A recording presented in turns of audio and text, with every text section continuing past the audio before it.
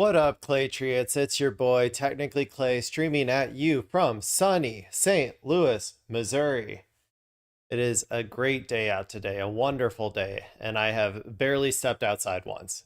In fact, I'm not even sure if I have stepped. No, I think I stepped outside one time. But yeah, some days, you, some days it just doesn't happen. Maybe after this, I'll take a walk or something. I'm streaming a little bit earlier today than I usually do, so maybe I'll have a little bit more time. So, since the last time you saw me, I did absolutely nothing. I played Slay the Spire 2. I watched Stargate with my wife. Um, Fell asleep. I got really shitty sleep last night. It sucked, man. I am so exhausted today. Um, but you know what? It happens sometimes. Yeah, I even took melatonin. I took some melatonin to try to help me, and it didn't really do that much. But anyway, then I woke up, went to work. I was gonna work out, but I just felt like too tired. So instead, I decided to take a nap. Classic, technically Clay move.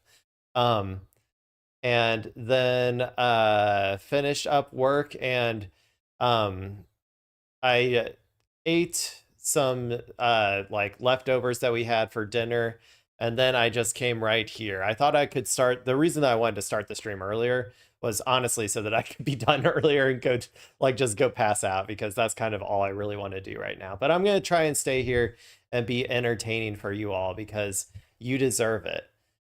So here I am for you, the viewer. Hello. Welcome to the Technically Clay stream. Um, just a little bit of quick like note, or I don't know, what's it called, homekeeping stuff. I'm I'm still getting used to the whole streaming setup, so I'm trying to figure out how I want to moderate and all that good stuff when it comes to chat. Yesterday we had a few hooligans show up, and I was like, trying to, I don't want to be like where I ban everybody all the time if they're being negative necessarily, because I still want to have people that I can have arguments with and stuff, or like, try and talk to. However, I think that if you're coming in here just to like bash the stream and you're not really contributing anything to the conversation, you're probably going to get banned. So that's your word of warning right up front. So anyway, that being said, I do got some news for you today. I guess, it's, oh, and today I will be drinking a Pib Extra for the stream. And it's, I think this has caffeine. I need something with caffeine if I'm going to get through this. So here we go. That all being said, it is time for the news, the real news. And the realest of the real news, as per usual, is Iran. We're going to be talking more about Iran today. So I think, as far as I know, today is the last day of the ceasefire. This is really weird because the markets are out there, people. The markets are out there and they are protecting us. They are awake, they are alive, and they are protecting us right now. So today being the last day of the ceasefire, I'm a little conflicted. I think the markets are going to protect us. I think they are. I believe in the markets, and you should too. If you are not out there praying to the markets and lending the markets your strength, I'm going to hold you personally responsible if this ceasefire falls through tonight and America starts bombing Iran again. But yeah. So apparently, the ceasefire is supposed to end tonight. I think America seized another ship or something since the last time we talked. The blockade of the blockade is back on. Both blockades are back. Blockadeception, it's insane, but okay. And now here we go. Let's go ahead and check in on this. So this is from CNN. This is from 3 hours ago. It says, Trump says he expects to be bombing if no Iran deal is reached. Let's see what they have to say over at the Clinton News Network. US President Donald Trump says he expects to continue bombing Iran if the US cannot reach a deal to extend the ceasefire by a Wednesday evening deadline.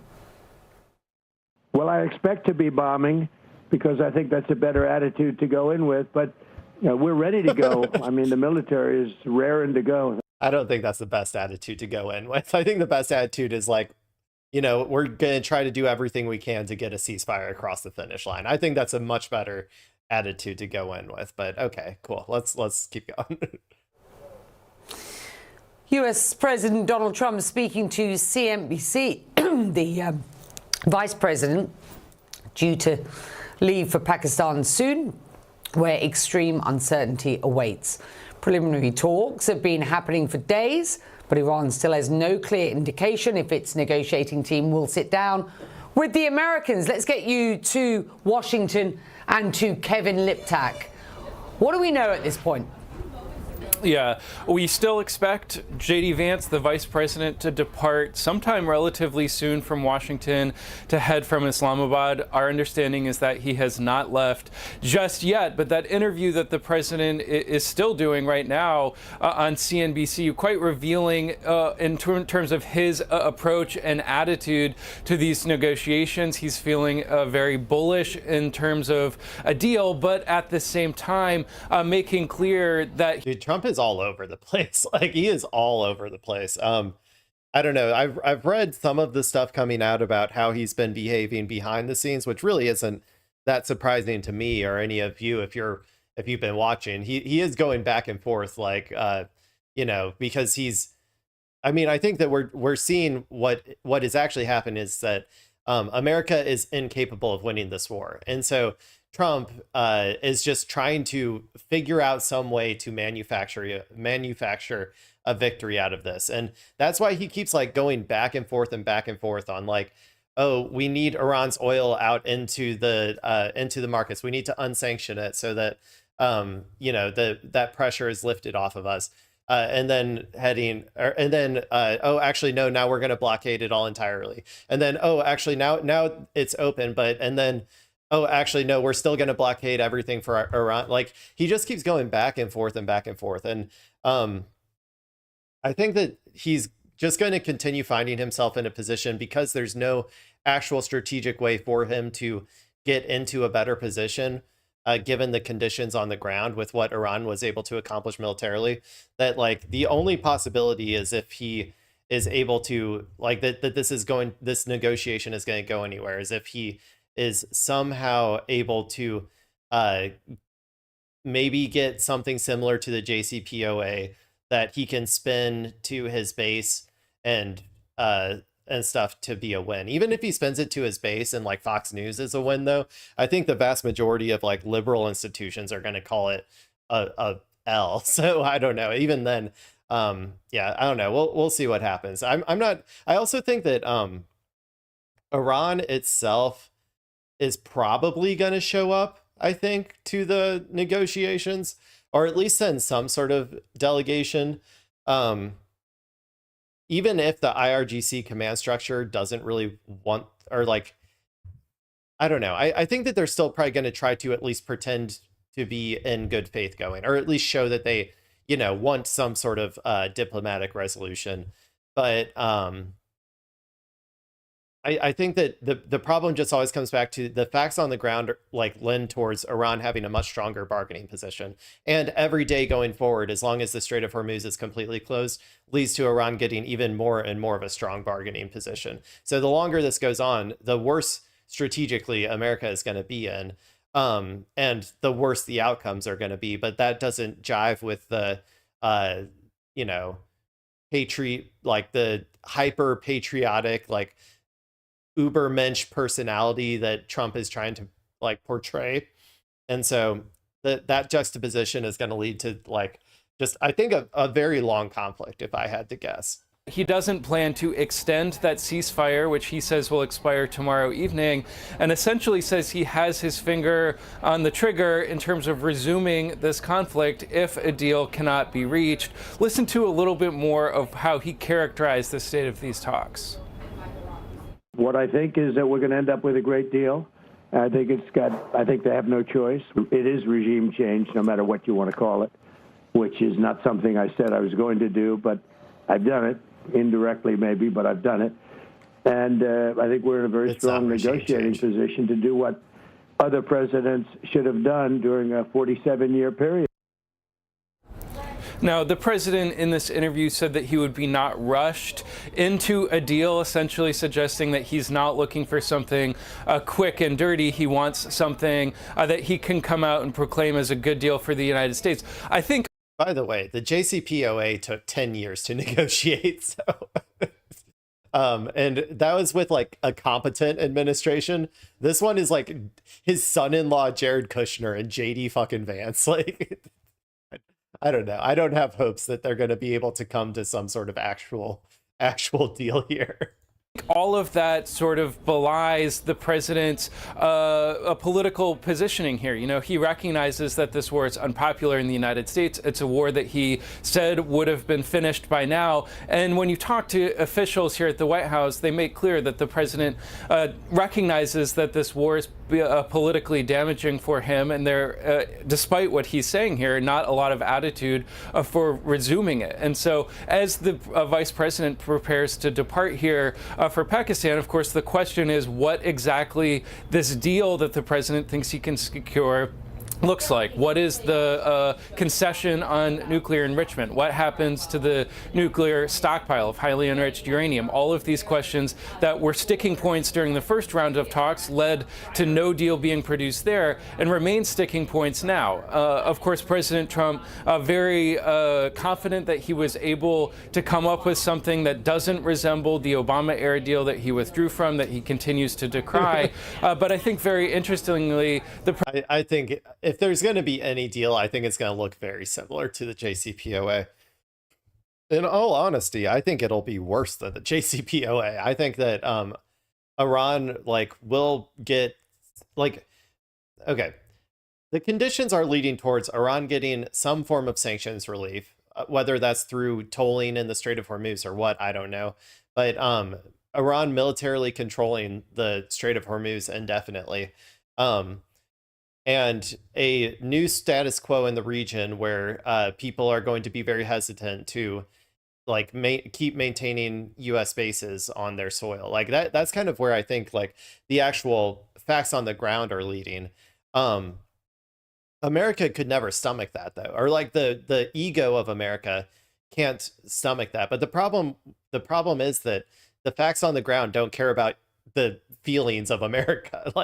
So the worse the conditions get, or the worse the negotiating conditions get for America as time goes on, and as the global economy goes down the shitter, and westernized countries start having rolling blackouts, like when the EU, like Germany or something, starts having rolling blackouts, or is only allowed to drive their car on Monday, Wednesday, Friday. All of these things are going to put immense amounts of pressure on the United States. I don't have any faith that I don't know. I have no faith that they're going to be able to recognize the position they're in. This right now, even though they're in an incredibly weak position, America is probably the best conditions that they are going to have for negotiating going forward. Every day that this goes on, as long as the strait is completely closed, is going to increase the pressure on them, which was why it's such a dumb fucking mistake to not just open up the blockade whenever Iran said that they were going to reopen the Strait of Hormuz. President really putting a lot of stake into his own negotiating prowess, saying, somewhat preposterously, that he would have won the Vietnam War very quickly if he was president. So altogether, a portrait of a president quite confident in his ability to bring this war to an end, quite confident in his ability to secure a deal that's good for the United States, but also something that I think a lot of people don't understand, that these types of long-term strategic outcomes of geopolitics are not something that any one man changes.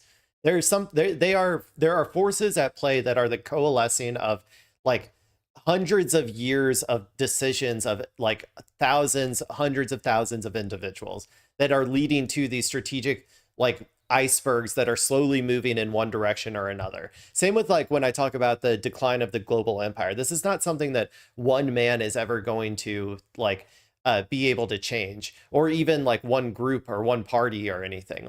These are huge, colossal movements of history, essentially, that are on a trajectory, and changing them needs an intense amount of like effort and like a power and all of that stuff, that they're just kind of like on collision courses essentially. So when Trump says things like he would have changed the outcome of the Vietnam War, no, no, the outcome of the Vietnam War was written like decades before the Vietnam War even happened. Like, and same with like what's happening right now. The outcome of this was written decades before this even happened. So yeah, that's a silly way of understanding contemporary society. If you look through like the long arc of history, yeah, it's just a bunch of like glaciers like bumping into each other, like moving very slowly in one direction. And you know, I don't know. There's not much you can do about it. So one who continues to threaten a resumption of this war if these talks don't produce a deal. We are still expecting Vice President J.D. Vance to leave for Pakistan for peace talks with Iran. Right now, he is still in Washington, set to take part in White House meetings. When or if he's going to leave is still unclear. If there's no deal, a fragile ceasefire will expire tomorrow night. And yet this morning on CNBC, President Trump said, okay, for some reason I kept thinking it was tonight. Okay, well, it's tomorrow night, people. Okay, we got one more day. The war is already won. We've totally won the war. We have totally beat them militarily and otherwise. Oops. And then he said this. I want to make a good deal. I'm not going to be rushed. I have all the time in the world. I want to make not a good deal. I want to make a great deal. You do not.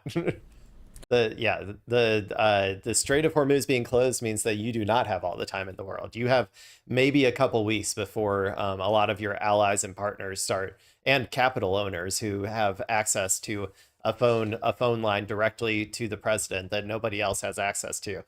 They will be calling and make the boss call to be like, hey, you got to wrap this up. So yeah, you do not have all the time in the world. Josh Dossie, the war is won, and yet he wants to make a good deal. Translate. I don't know that I can translate other than the president's clearly been frustrated in recent weeks that he and the military aren't getting enough credit for how much they've done to dismantle the Iranian military and the Navy and what they've done. But this war, according to public polls, is not very popular, right? And a lot of his advisors have been pushing him to look for a way out. We have to have a way to get the strait open. We have to have gas prices to go down significantly because, the midterms are coming up. A lot of folks are feeling the heat on that. And there's a lot of pressure you feel inside the White House when you talk to people about finding a way to get out. So the president's never going to say, this isn't going well publicly. He's going to say, look at all we're doing and look at these stats and look at this and we've totally won. But you're also seeing a lot of internal angst about, how do they extricate themselves from this prolonged conflict that's dominating the headlines, dominating everyone's attention, causing some public erosion and support. I mean, they're looking for a way out. We talked on the show about your terrific story over the weekend in the Wall Street Journal, and we talked about your anecdote. Yeah, I didn't read this story, but I've heard people talk about it. So I hope they'll give some, some quotes from it and stuff. Because I would like to talk about it a little, but I didn't find any particular. I couldn't find any particular stories on YouTube just dedicated to that, and I didn't really want to read the entire article. So hopefully they'll get some quotes in here. About why and how the president got to the point where he posted something about Allah in Truth Social. But there's something else that I want to drill down. Yeah. Have you considered that he has joined the great faith of Islam?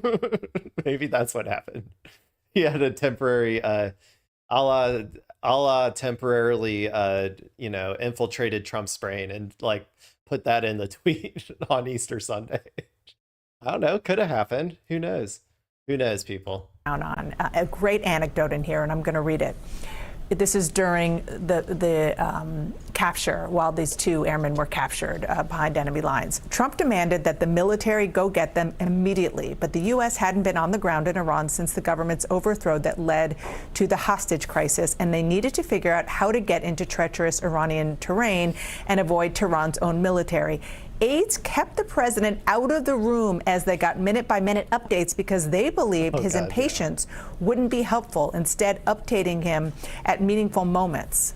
Always great. Always a great sign when the person with the button, the nuclear buttons, is forced out of the room by the big boys, the people with big boy pants on, so that they can actually discuss strategy of like what uh of like what to do in this like situation where you're going to get this definitely real person who's over across enemy lines.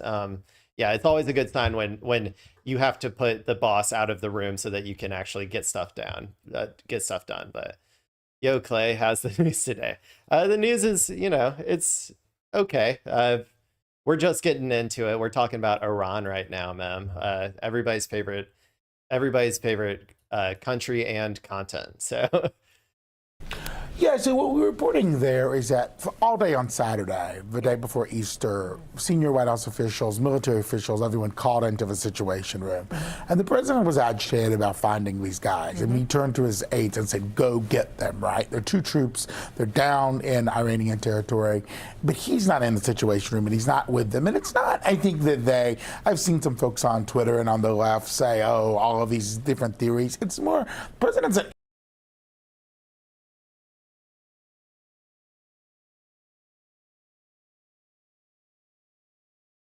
guess what, ma'am? For being a valued member of this community from the very beginning, you are now a moderator. If you want to ever help me out and kick out the hooligans, you're more than welcome.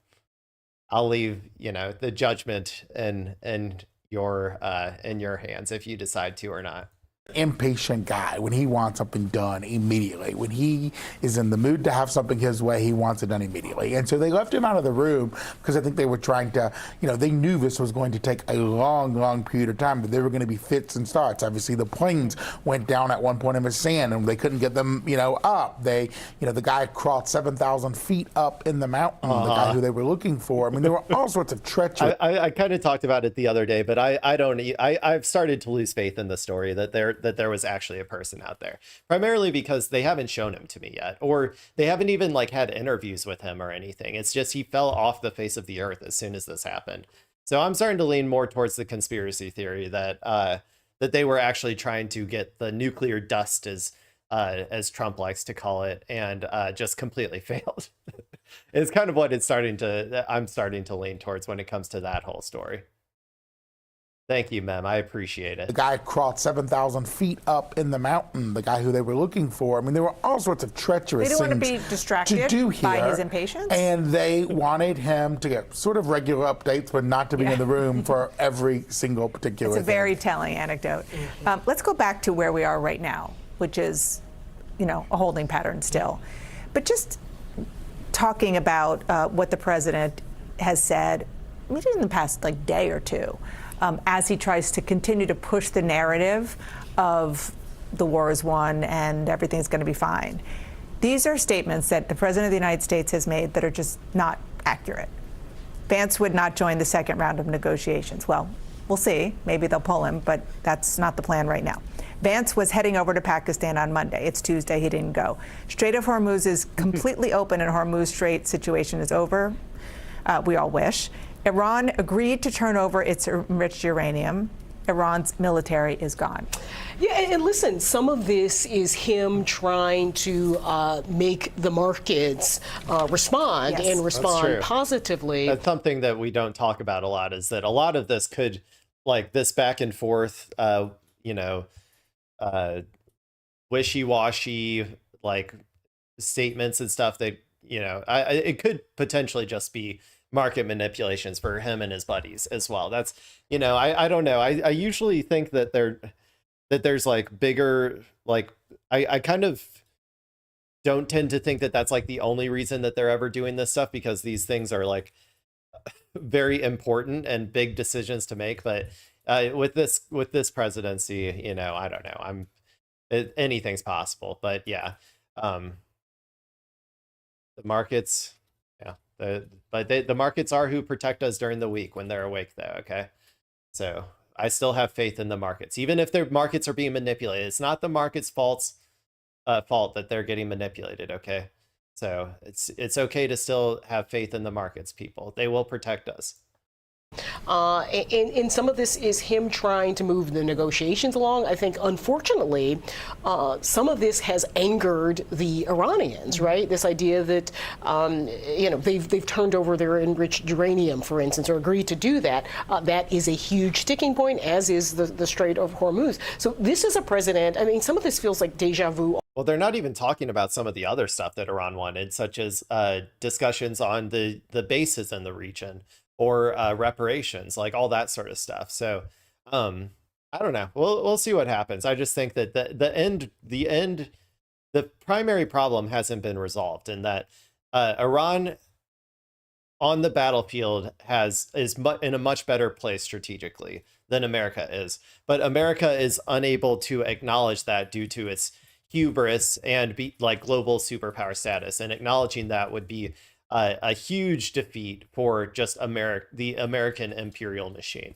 So in the end, that conflict is the primary thing that is going to determine that internal conflict inside of America, I think, is going to be the primary thing that determines the outcomes of the war. And that conflict is only going to get worse as time goes on and Iran's strategic position goes up even higher. That's my high level overview of what I think is going to happen here. So let's go ahead and go to this one then. So this one is, well, maybe that's the same story, actually. Let me see if I got any other.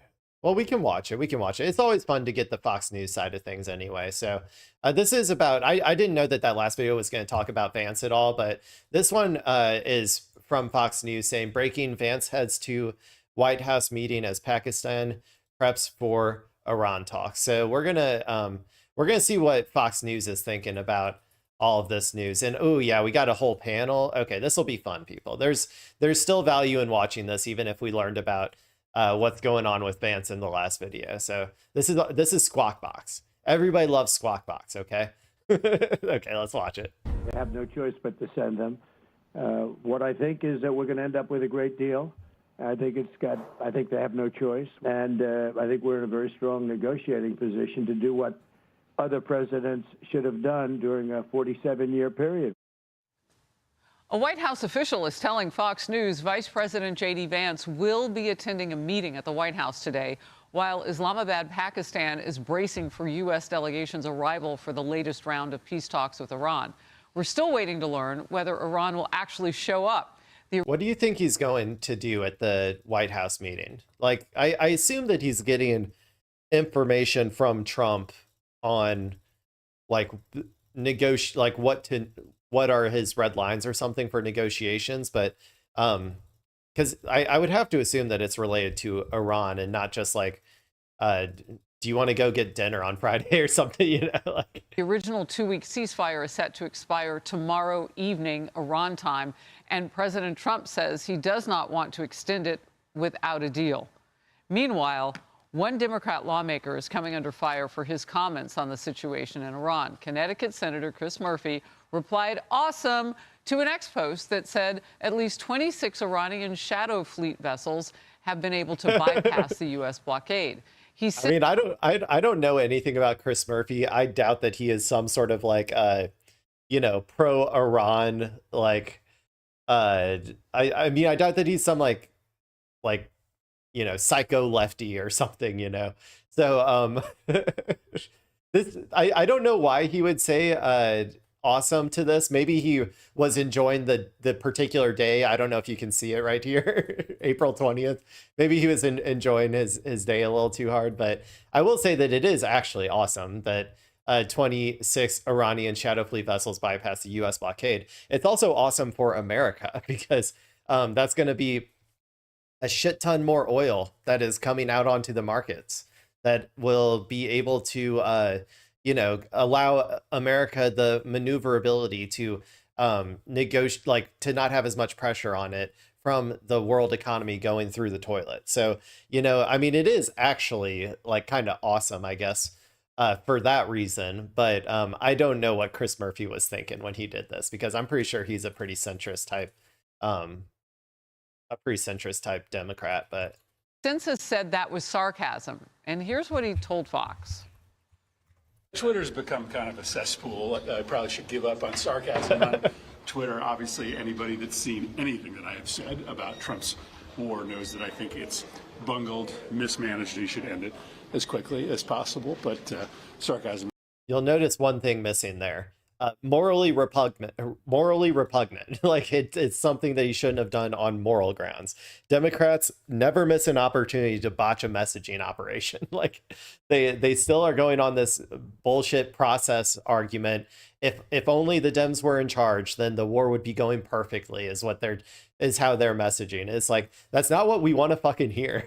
I mean, that's not what Democrats want, like by and large want to hear. They want an anti-war politician. They want their representatives to like wholly be committed to the anti-war position. So yeah, nice job botching this messaging. Right, like just like you always do, Dems, but okay. It's not something, I guess, that's allowed on Twitter any longer. Do you regret the post? Are you planning on taking it down, or are you going to keep it up? I mean, I guess I just have to be more careful about sarcasm on Twitter. See, I told you this is the day, man. It was April 20th, everybody, was when he wrote it. I think that's the real reason. I think he's hiding something, okay? Didn't they just loosen the regulations on marijuana for military service members? Maybe they're also loosening it for like the testing and stuff if they do any for Congress. Although I doubt they do, honestly, if I had to guess. Who believes it was sarcasm? Show of hands. I actually will give him that, because I think he was saying like, oh, awesome. It's suggesting like the conflict is not going well. That's the context I read it in. Not complimentary to the White House, but kind of pointing out that he thinks it's not going well. Not awesome like the Iranians are getting around us. Well, it was all. See, that's how I would do it. That's how I would say it. I would say, awesome. They're getting around the ships and they're bringing oil to the market that will lower the gas price at the pump, so I don't have to pay ungodly amounts of money at the pump every time. That's how I took it. So that's a yell. That's an awesome.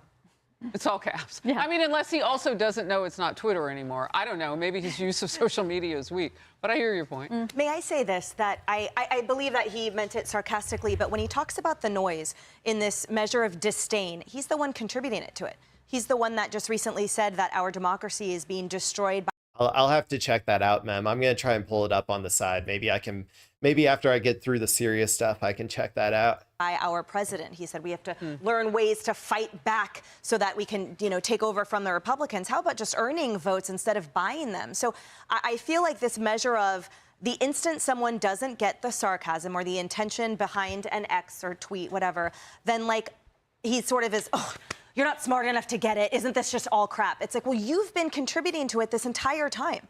You are one of the ones that perpetuates the snarky, soundbite, dopamine chasing clickbait instead of saying, here's what I want to talk about today and here's some policy without degrading the president on foreign soil. But I think that's a little bit too much that I'm hoping for today. Yeah, I like your optimism about Democrat policy on this, though. To Shannon's point, people will take it different ways, depending on probably their prism of politics, I would imagine. Yeah. Anna Kelly responds on X this way. Dude, are they having a whole panel discussion about this dude's one-word Twitter comment? What the fuck is this?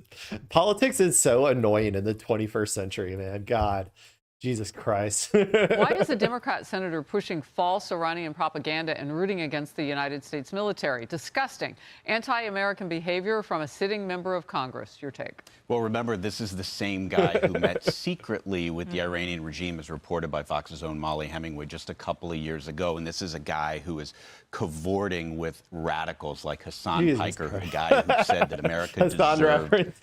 They can't stop talking about him.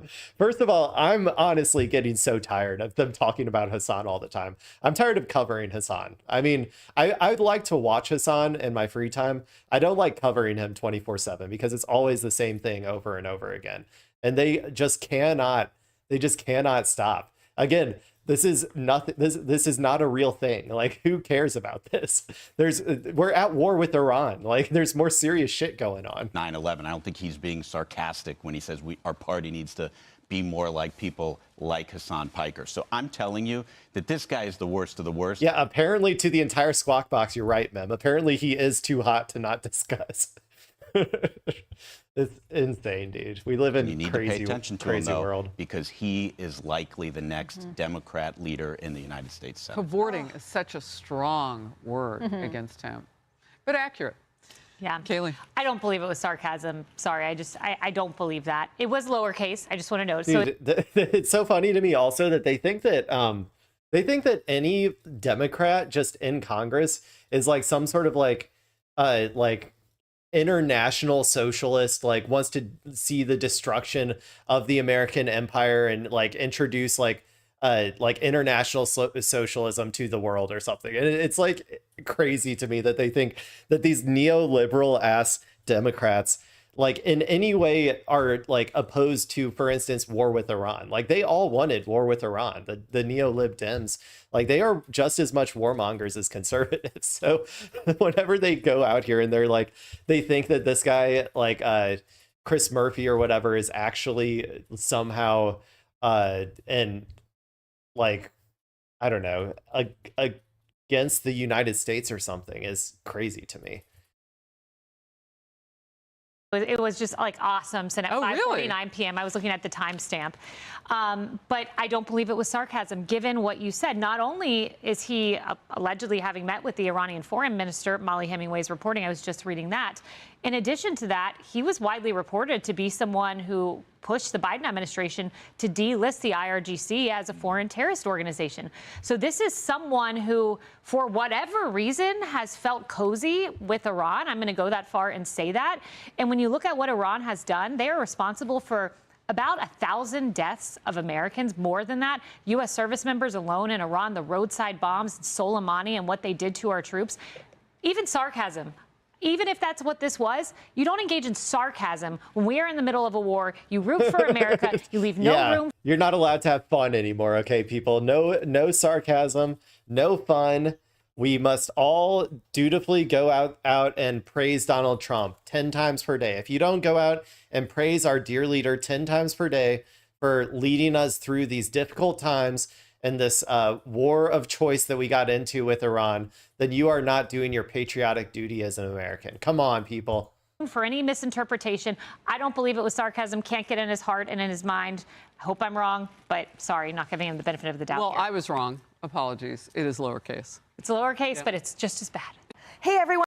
Yeah, ma'am, I completely agree. You say crazy how they don't view most Democrats as just blue-tinted Republicans, or that they aren't just actually besties behind the scenes. Most of them are. Like, there are few exceptions, like, you know, the Ilhan Omars, the Rashida Tlaibs. Like, there are people out there who, you know, I think have genuine, like, anti-war, like, anti-State Department, just broadly, policies. But the vast majority of Democrats are very much aligned with Republicans on especially foreign policy, like foreign policy for sure, but a lot of things like pro-capitalist, pro-billionaire, pro-pedophile. Like, honestly, like they're all out there. And but on this video in particular, I think they missed my main argument, which may have been the right one, is that they didn't mention the date. It was 420, dude. You just had a few too many doobies before this, so I think that's the real reason. I don't know why they're ignoring that obvious possibility, but okay. We're gonna move on now to. And for more on this, France 24. So we had talked about I think yesterday or the day before. Americans polling on, or the polling of Americans for how they feel about Israel, and it's going they're down, people. They're down. Now, I always say they could be lower, and they should be lower, but the average Americans are not fucking with Israel anymore. But I didn't know this. Apparently, not only is America on fuck Israel o'clock, but also apparently the EU is also turning their times to fuck Israel o'clock. So this is mood shifting in Europe, public opinion and governments turning against Israel. Let's see. Let's see if it's just the people or if it's also the governments. Something tells me it's probably the people. I think were already the people, from what I remembered from all the protests, were already pretty pro-Palestine. So maybe this is more about the governments shifting, which is much more important in terms of like imposing material cost on the state of Israel. So let's see what this video is all about. And for more on this, I can welcome Maya Sion-Sikiyahu, Director of the Israel-Europe Relations Program at the Mitvim Institute and lecturer at the Hebrew University European Forum in Jerusalem. Good morning, Maya. So we're going to be talking to an actual Israeli. Buckle up, people.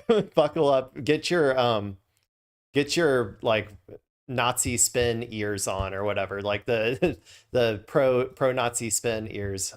You got to put them on. It's hard to, sometimes it's really hard to understand like Israelis in particular, like their thoughts on stuff, because they're so deep down the pipeline of fascism that their brains are working on it. Like their brains are basically melted at this point. So I'll do my best to try to translate here for you. As someone who listens to Israelis sometimes, I think that I have a way of translating from their Zionism-addled brains into just normal human speak. So here we go. Hi, and thank you very much for joining us. How closely will Israel be watching today's meeting in Brussels? Good morning. The diplomats in Israel and the foreign minister of Israel will be watching very closely. Europe has been, the second most important entity or ally of, I wouldn't say ally, but, partner of Israel from economic perspective. It's the first. Also from security perspective, there are very important relations. Oh, I'm just reading this. Spain calls for suspension, I think, of like trade ties with Israel, which is likely to be blocked. And this is EU reviewing trade links with Israel. I also know that with Hungary's new election, there's a possibility, because Hungary was often a spoiler to these sorts of larger EU decisions to try to distance themselves from Israel. I mean, don't get me wrong. I think other countries will potentially fill its place. But, I think we're getting closer and closer every day to actual material cost being imposed on Israel. And in you describe it very well. The agricultural relations, the 70% of the flights going out of Israel goes to Europe, so it's definitely a very important partner of Israel.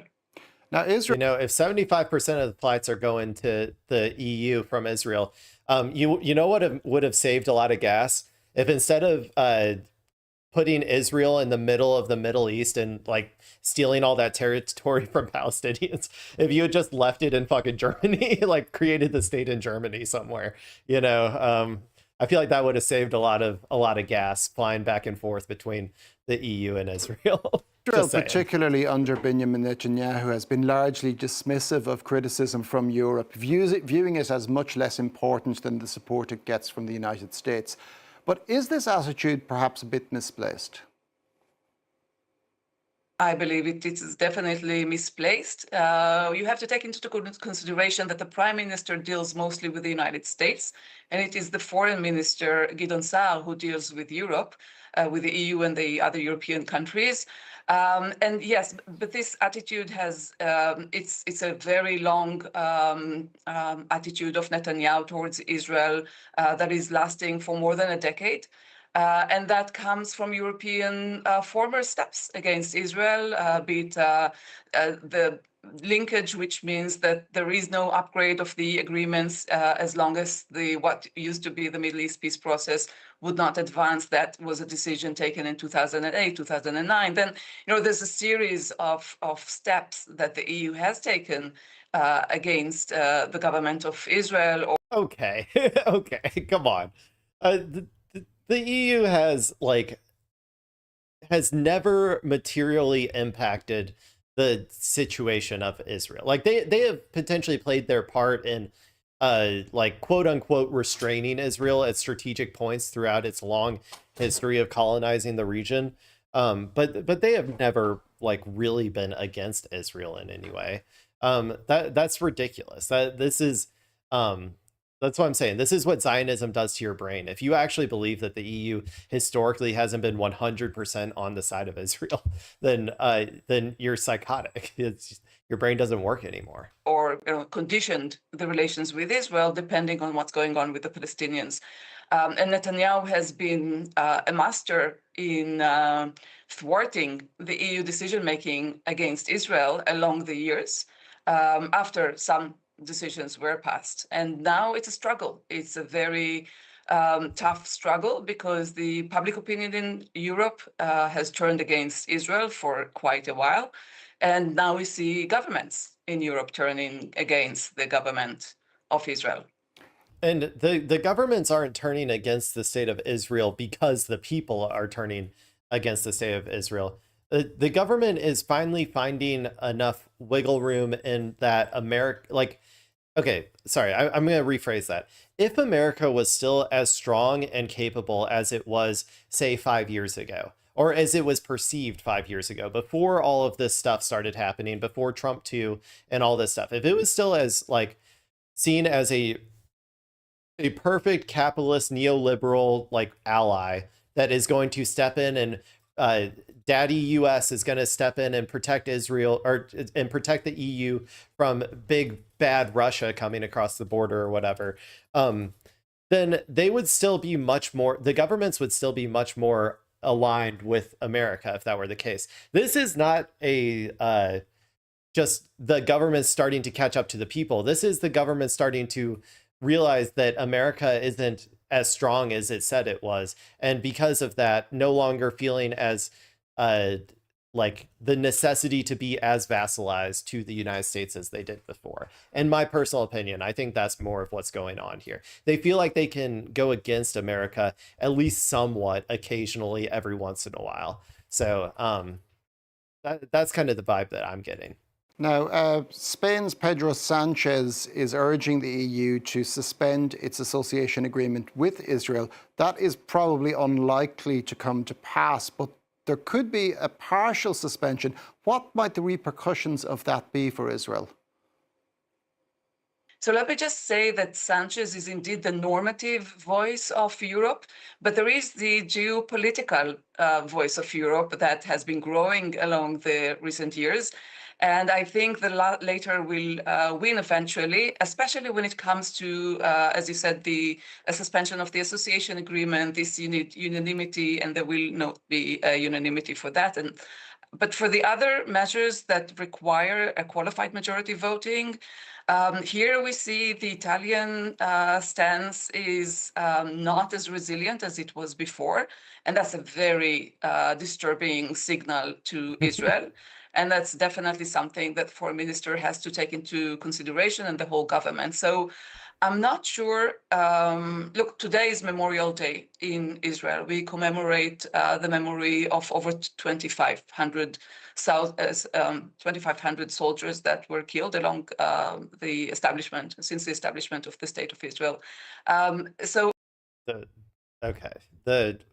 2,500 soldiers killed total. What? It since 1940 whatever, like, or I can't remember exactly what year it was founded, but I thought there were more than that. The establishment, since the establishment of the State of Israel. So, you know, it's a symbolic timing. I don't think any of that would pass. What's more likely to pass in the future is the sanctions against violent settlers that Viktor Orban, Hungary, was vetoing. And then with the qualified majority voting, so that was one of the things before that, yeah, with Viktor Orban gone, there's more possibilities of actual, like, and all of these consequences are going to be minor compared to like the like when America finally cuts the cord with Israel. But yeah, they are all chinks in the armor, though. The more it happens, the more it starts to accelerate and snowball until it becomes too hard to ignore, just globally, I think. So these are all good developments. Suspension of only parts of the association agreement, like the trade issue, so inflicting customs on Israel. if it requires a qualified majority voting, I think, that would be a struggle. For the time being, the diplomats that I'm speaking to from the Israeli and from the European side don't see that coming. So despite the fact that Meloni has shifted and signaled a negative attitude, more negative attitude towards the government of Israel, I think when it comes to this voting, there'll still be a blocking minority in the EU blocking those measures. No. Yeah, there very well could be. I'm not saying that all this is going to for sure pass. I do think though, just because of like, the typical sort of like the elites who are in power, who hold power, are still like largely aligned with the colonial like project of Israel. But it's just going to keep getting harder and harder as time goes on, and as public opinion changes more and more, and as America shows how weak it really is I guess not how weak it is, but how incapable it is of actually protecting its allies. I think that, yeah, I just think that it'll slowly start to create the room necessary for the EU to actually vote in a more moral and just way. The EU is, as we've said, Israel's biggest trading partner. What sort of leverage can it bring to bear on Israel in the event of any particular suspension? If there will be a suspension of the trade parts, then it means that there will be customs on Israeli export to the EU. That amounts to about 1 billion euros per year. It's quite a significant amount, and that depends very much on the business, on each business, to see whether it takes it out of business, whether the trade agreements they have with the other companies in Europe, does that makes them less profitable, and that has a bearing. But the customs would amount on average to about 4%. It's not a significant amount, allegedly, but again, it's a business-to-business decision.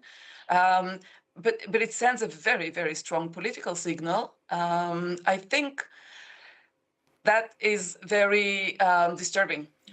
I think that it would more send a signal to other businesses who are thinking about starting a business in Israel or whatever, that you won't be able to, trade with the EU without having to pay an extra cost. Like, it might be a decision, like a deal breaker between creating your business in Israel versus creating it in EU, which, I mean, honestly, at this point, if you're still creating your business in like Israel and not like, you have to expect to be in a perpetual state of war for the next like 20 years probably. So I think that's a dumb decision to do anyway, if you're not an already like, Israeli like Zionist brained business owner or something. Like, I feel like you really should try to stay away from the nation state of Israel. It's only going to become more and more expensive to operate your business there in the future. So for Israel.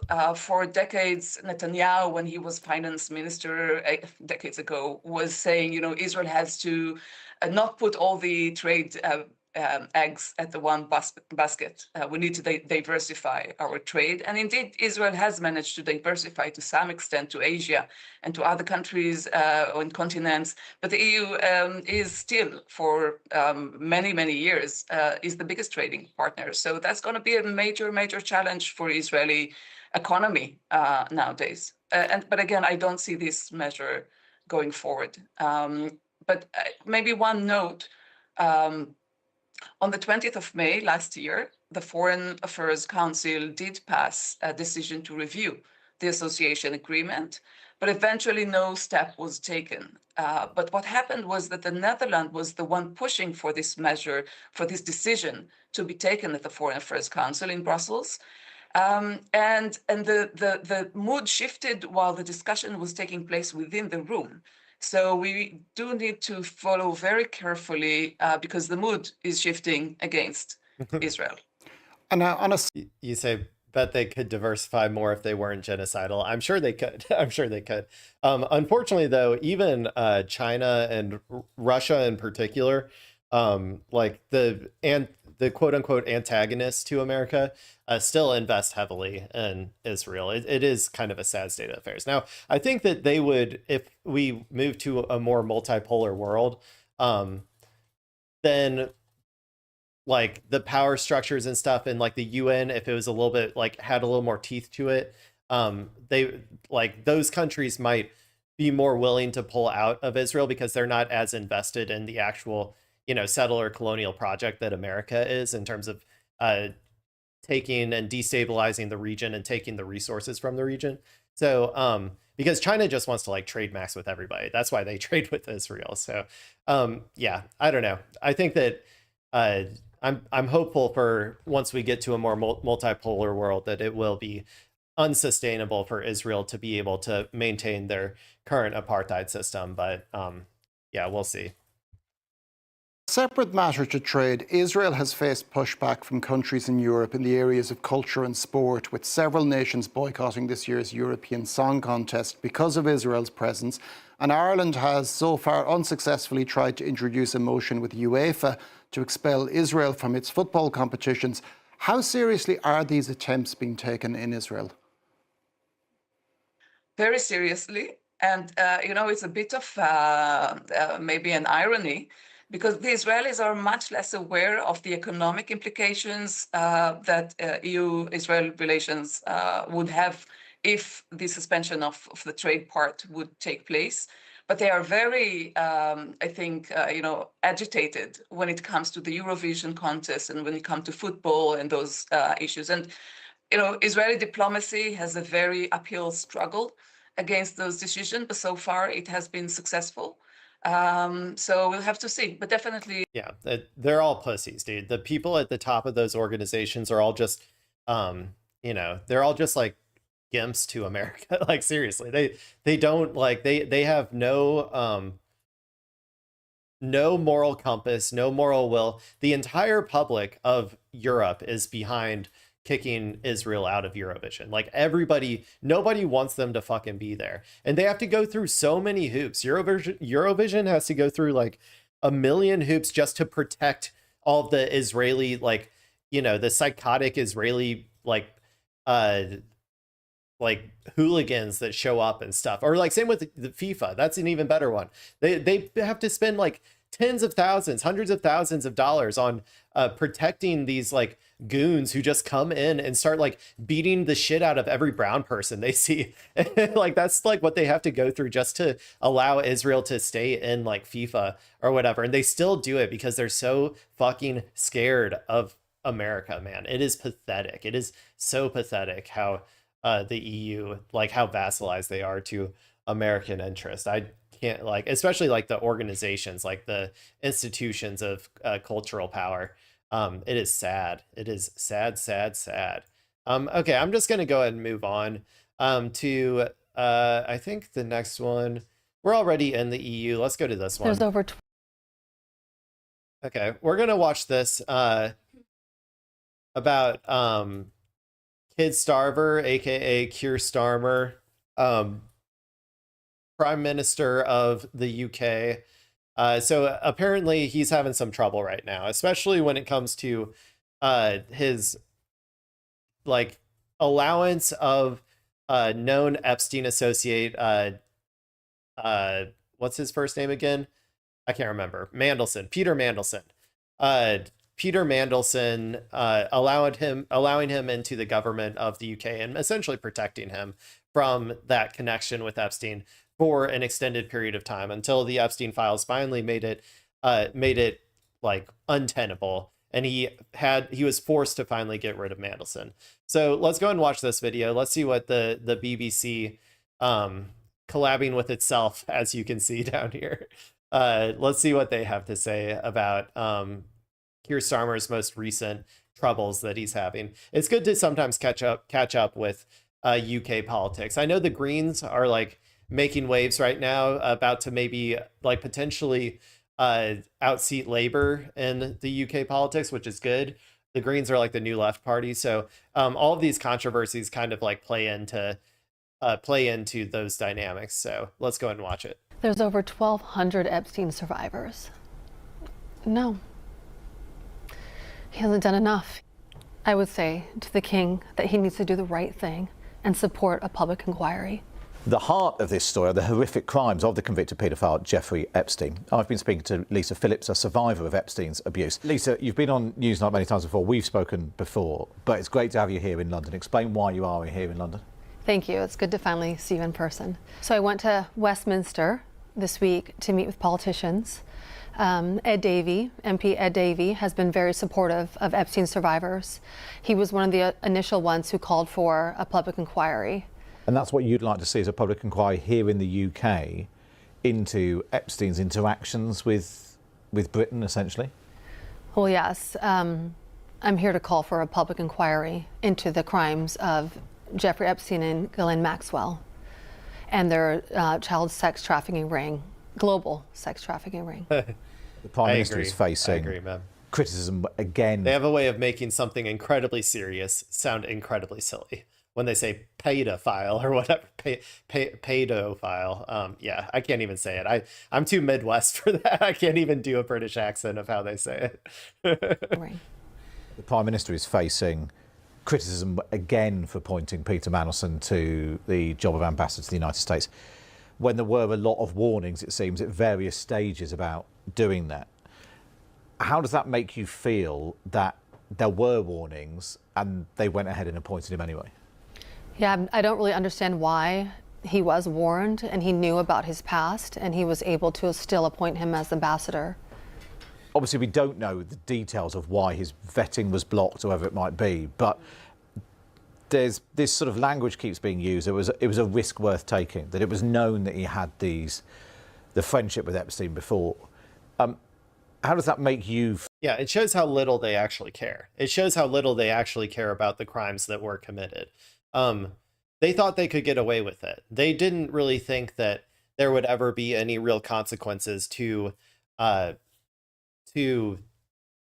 like coordinating with Epstein, who was essentially like, Epstein was just a like go-between between the billionaires of all the various countries and all of the powerful capitalists of the world, right? Like he was essentially just like the linchpin right in the middle. And there's probably other Epsteins out there who are fulfilling that role now.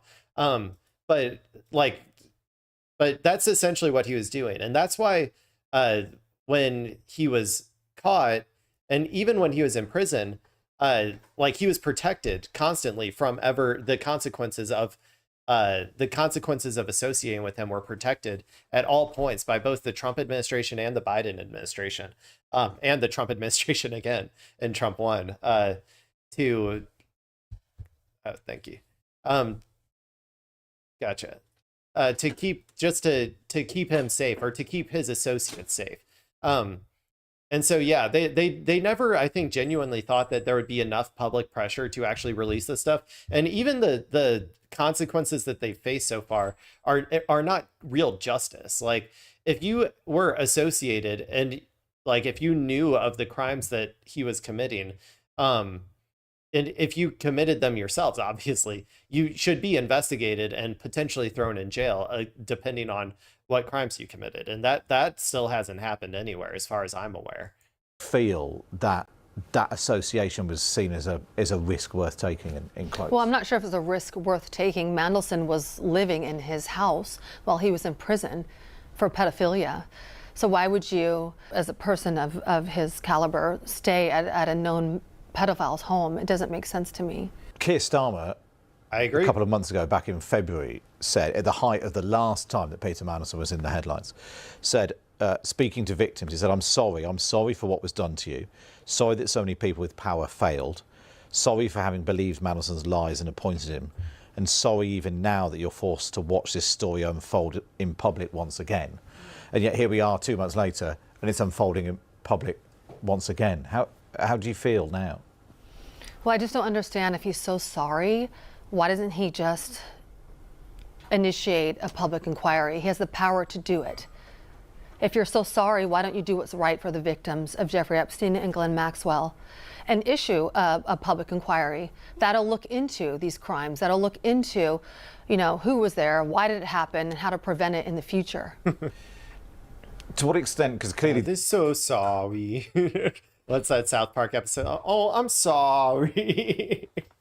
This whole thing has gone to the question of judgment of Keir Starmer as Prime Minister, to have appointed him and kept him there, and only then later, when some of the Epstein files came out, decided to sack him. Does that make Keir Starmer suitable to be Prime Minister? No. Well, I just think that you're misleading the public, right? You're saying one thing, and then when the files comes out, because they didn't anticipate the files would ever come out, then you have to change your story, because now the public knows what really went on. He's protecting pedophiles and pedophile associates. It's just like, yeah, he should not be in office. He should have been, I don't know what kind of proceedings that they have over there, but if they have impeachment or what, but he should be gone. That's not okay. Same over here. I understand. I'm in a glass house. Like, I want Trump gone too for being, a pedo, but I don't know. Unfortunately, the way our government is structured, and I guess probably the way their government is structured too, public opinion doesn't really matter that much, to be honest. So I'm not sure if that qualifies you for Prime Minister, but if you've made mistakes, the best way is to prove to the public that you want to do the right thing. And the best thing that you can do, what the public wants, what the Epstein survivors want, whether you're from the US, the UK, the Commonwealth, globally, everybody wants a public inquiry, because then we can find out what went wrong and how to prevent it in the future.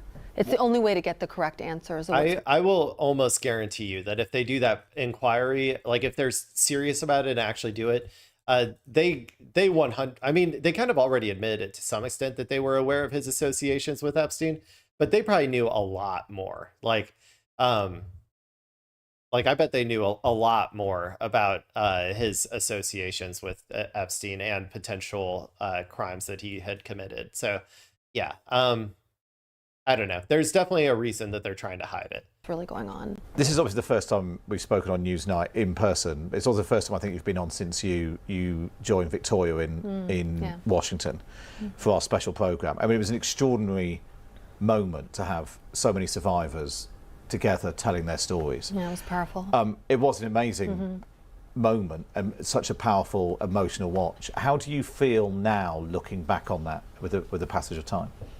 Looking back on the conversation with Victoria, well, it was very powerful for me when we held up the pictures of us at the age when we were abused. It was difficult for all of us. That's when we, teared up. Looking at that age, people have to understand the age that we were. Yeah. We're young women and teenagers at the time, and that's what we're really looking to protect here. I'm so proud of these people for coming forward, man. It's one thing to accuse, in general, just to accuse a man of sexual assault in society. It's generally, ignored, dismissed, all of that sort of stuff.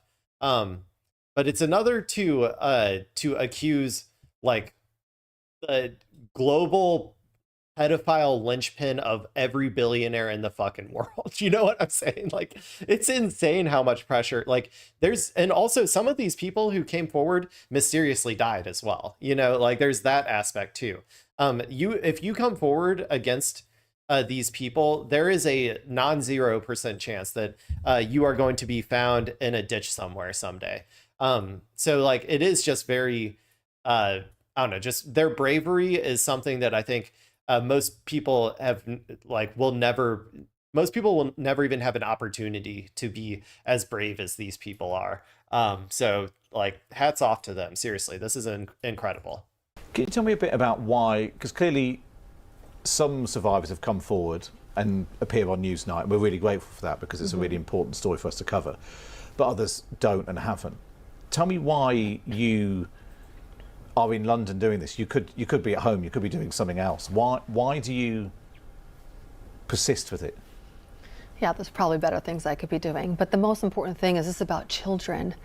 And there were over 1,200 survivors of Ghislaine Maxwell and Jeffrey Epstein. A lot of them were under 18 years old. This is the most important thing to me, is speaking out for survivors. It's the whole reason why I did at Capitol Hill, was to speak out and call to survivors. you know, that we are the ones that we're being brave right now, but all of us are scared and frightened, and all of us don't know what the future holds. But what we do know is that the most important thing is to... Yeah, Mem, I mean, I would have to go through like all of them. The name that I remember the most, though, is for Virginia Giuffre. 41 was found dead April 25th. I think after they had recently come forward to the police in an apparent suicide. And then I'm reading right now, Carolyn Andriano and Leigh Sky Patrick died of drug overdoses in 2023 and 2017. Those are three that I'm just reading right now. I think there were more, but and also apparent suicide. Yeah, we know a lot about apparent suicides. Epstein knew a lot about apparent suicides. So yeah, I mean, there were a lot of people, especially after they come forward, who suspiciously died, or like conveniently timed died like right after. So yeah, that's why I'm saying like these people are incredibly brave for doing this. I think now that the story is so big and they're, you know, essentially out there on TV, if they were found dead, like at this point, I think like everybody would just assume, right? Like I think that it would be hard for people to believe that it was just an accident at this point. But yeah, there's a few names. Shed light on what's been going on, and just being protective of these children. And a lot of women came forward in the UK, whether through their attorneys or through the Metropolitan Police or the local police station. They've come forward. They've filled out, you know, what happened to them, what went wrong, why wasn't that looked into. And yeah, you see a lot of us US survivors coming forward, but I do know there are UK survivors, and that's why I'm here. That's why I met with the MPs, is to shed light on what's really going on and just find out what's going on through victims coming forward in the UK. Well, we really appreciate you doing that, because it's important for you and your stories to be told. In the next week or so, we've got the King is going to the United States on a state visit. How do you feel about that happening at this precise moment when there were still all the questions that you're talking about? Well, the King has already said that he cannot meet with survivors over there. But what the King can do is he can support a public inquiry. I mean, in part he said it's because there were live legal cases that he doesn't want to get involved in. But would you like to have met him? I understand that he doesn't want to get involved. But when I was assaulted on the island, there was someone there that he's related to that was on that island. And for my protection and for what happened to me, yeah. I don't understand why. I mean, his brother, right? Isn't it his brother? What's his name again? Prince Andrew's, or brother or son? I can't remember.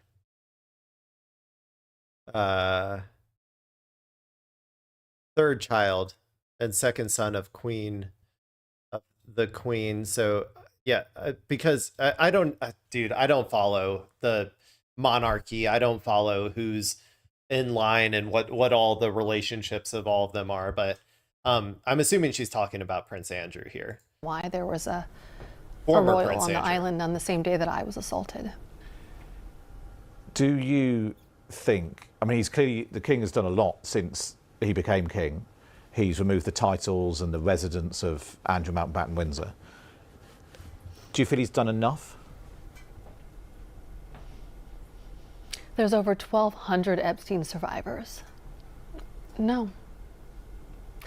He hasn't done enough. He needs to stand up for so many survivors that went through this, that was assaulted, between Ghislaine Maxwell and Jeffrey Epstein. What if she's pardoned by our president of the United States? What if she's pardoned? And she's just free?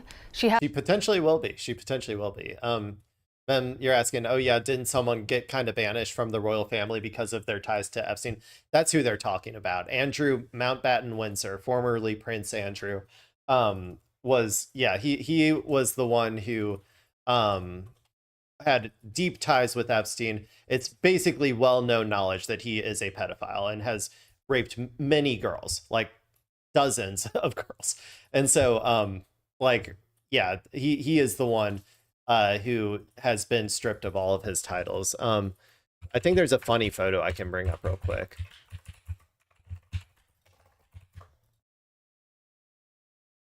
The best photo that we have of him. Let me see if I can open a new tab. Well, it's a very small photo, but this was him when he was finally, I think, taken in for questioning. But as far as I know, he hasn't been arrested, investigated, or tried with any crimes. So, but yeah, this is him. If you want a actual picture of him, though, or like what he actually looks like normally when he's not tied up in the back of a cop car, this is what he normally looks like. He's a lot older now, I think, than that photo, but hasn't been held accountable in the UK. This is the reason why a public inquiry is so important. It's because her crimes need to be looked into. We need to understand why Mandelson was able to hang out in a pedophile's house. We need to understand why 6 survivors filled out forms to say they were assaulted. What happened to them? Why haven't they been looked into? There's so many reasons why this public inquiry is so important. I'm not the only one here. I represent hundreds of survivors. And so if the King or the Queen were to see this conversation we're having, what's your message to them?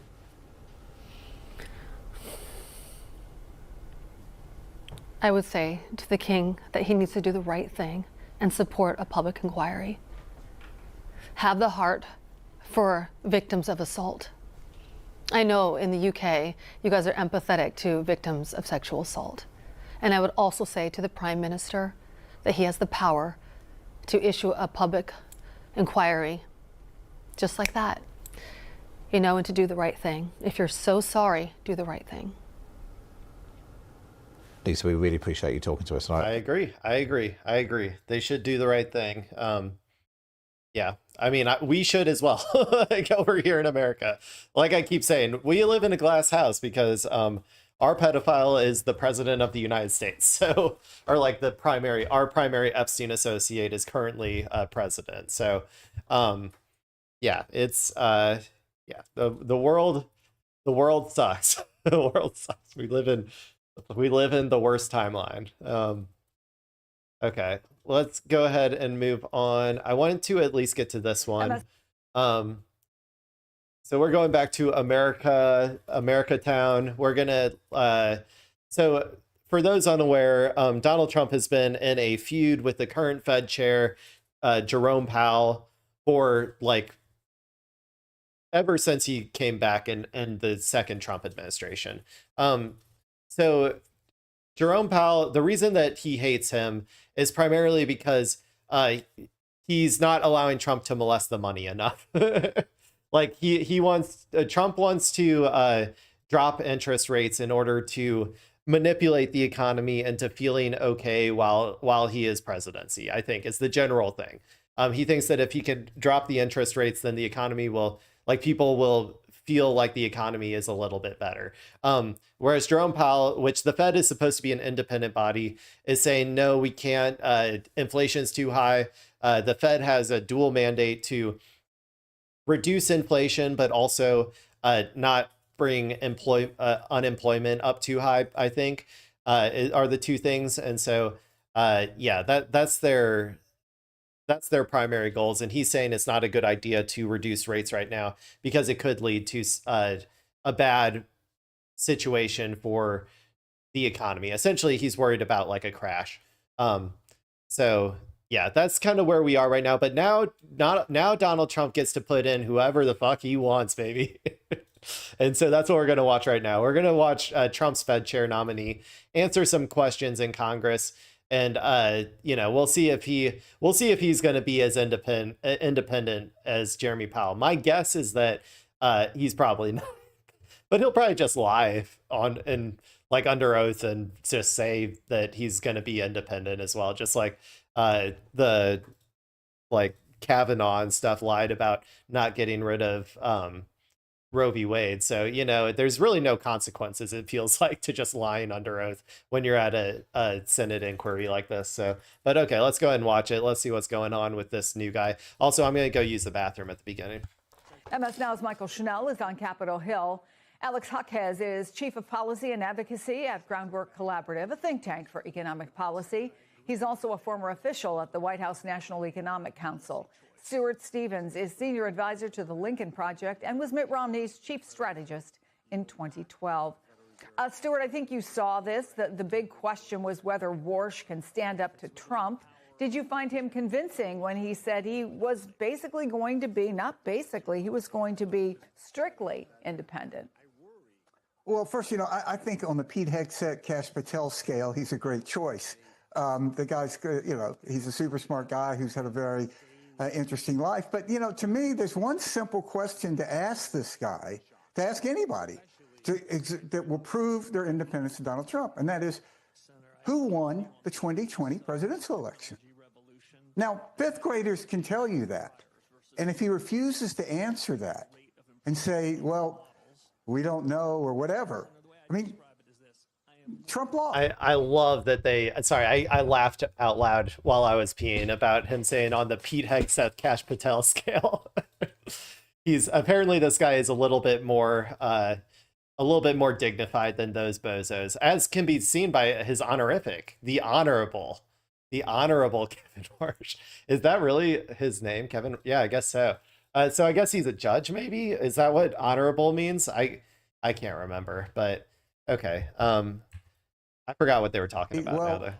We don't know or whatever. Oh, they're talking about how the first question that you should ask is who won the 2020 election, which, I mean, sure, I guess.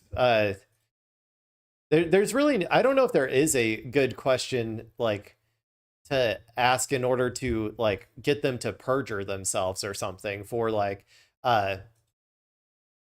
whether they're going to do everything Trump says. Like, if you ask him, are you going to do everything Trump says? He'll just say no. And then when he does, he'll be like, no, I was doing that because I thought I was, So there's not really a good way to do that. Yeah, I guess you could ask him that. That would show, like, you could ask him, like, who won the 2020 election, and that would potentially show his loyalty, because if he really was scared of dishonoring Daddy Trump, then he would potentially be like, it's up in the air or something. I don't know what he would say. So I don't know. That's a decent gotcha, I think. If you're gonna do some gotcha questions, sure. I mean, Trump lost. Biden won. If I was a senator, and I hope they're listening, I asked him that question. Because there's nothing that will set Trump off more. And it's a simple yes or no question.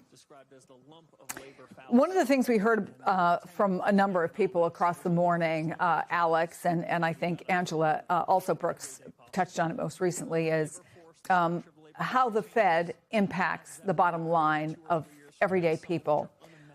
For people who don't understand, what kind of power does a Fed chair actually have over Americans' bottom line? Why should they care about who gets the job here?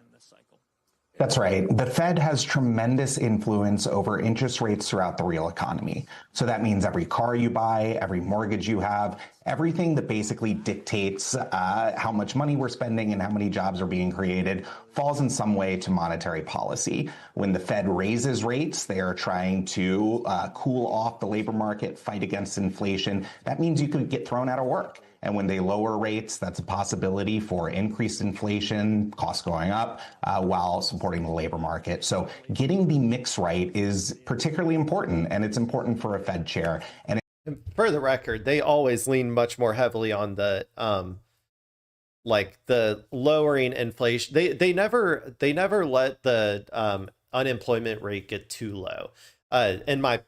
From my historical understanding is they will always try to keep the unemployment rate at like 5% or so, like 2 to 5%. They never want it to go below that. Let me just look it up so I'm not being wrong on camera. Just trying to make sure that my understanding is correct.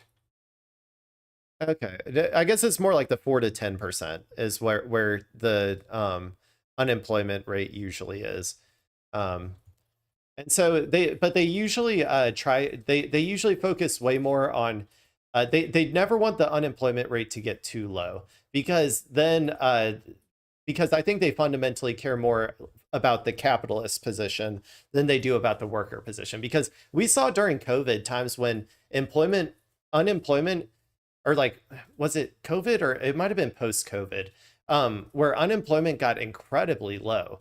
But the inflation wasn't going up that much. And they still decided to increase rates, if I remember correctly, because they wanted to discipline labor. And I think that if unemployment actually ever started to get too low, even if the economy was fine and even if inflation wasn't going crazy, I think that they would still like raise rates. I can't remember which way it goes. Sorry, I'm not like an econ guy or anything, but they would still do that because they would fundamentally choose to they need some level of unemployment in order to keep workers, fighting over the positions that are there, is kind of my understanding.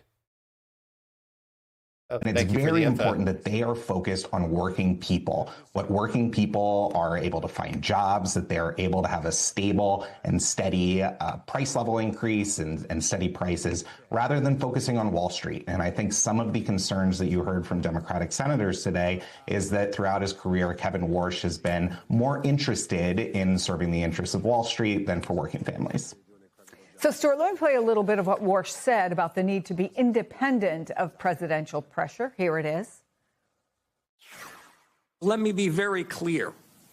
Monetary policy independence is essential. Monetary policy makers must act in the nation's interest. Their decisions the product of rigor, deliberation, and unclouded decision-making. And as Senator Warren said, I do not believe that independence of monetary policy is threatened when elected officials state their views on rates. Fed independence is up to the Fed. So Warsh is saying basically the president can say what he wants, but it won't impact. The thing also is that it's about perceived, it's about perception as well. If the Fed is appearing to go along with every single thing that Donald Trump asks, then that perception is going to be that the Fed is essentially at the hands of the executive branch, which will have an impact on the world, like the people investing in America. Because, like, say what you will about America, people still feel relatively confident that if they put their money into America, it's not going to be like mismanaged into oblivion, right? Like they generally still have a they generally still believe that the American dollar is not going to, like turn into like the Argentinian whatever their currency is, where it's like you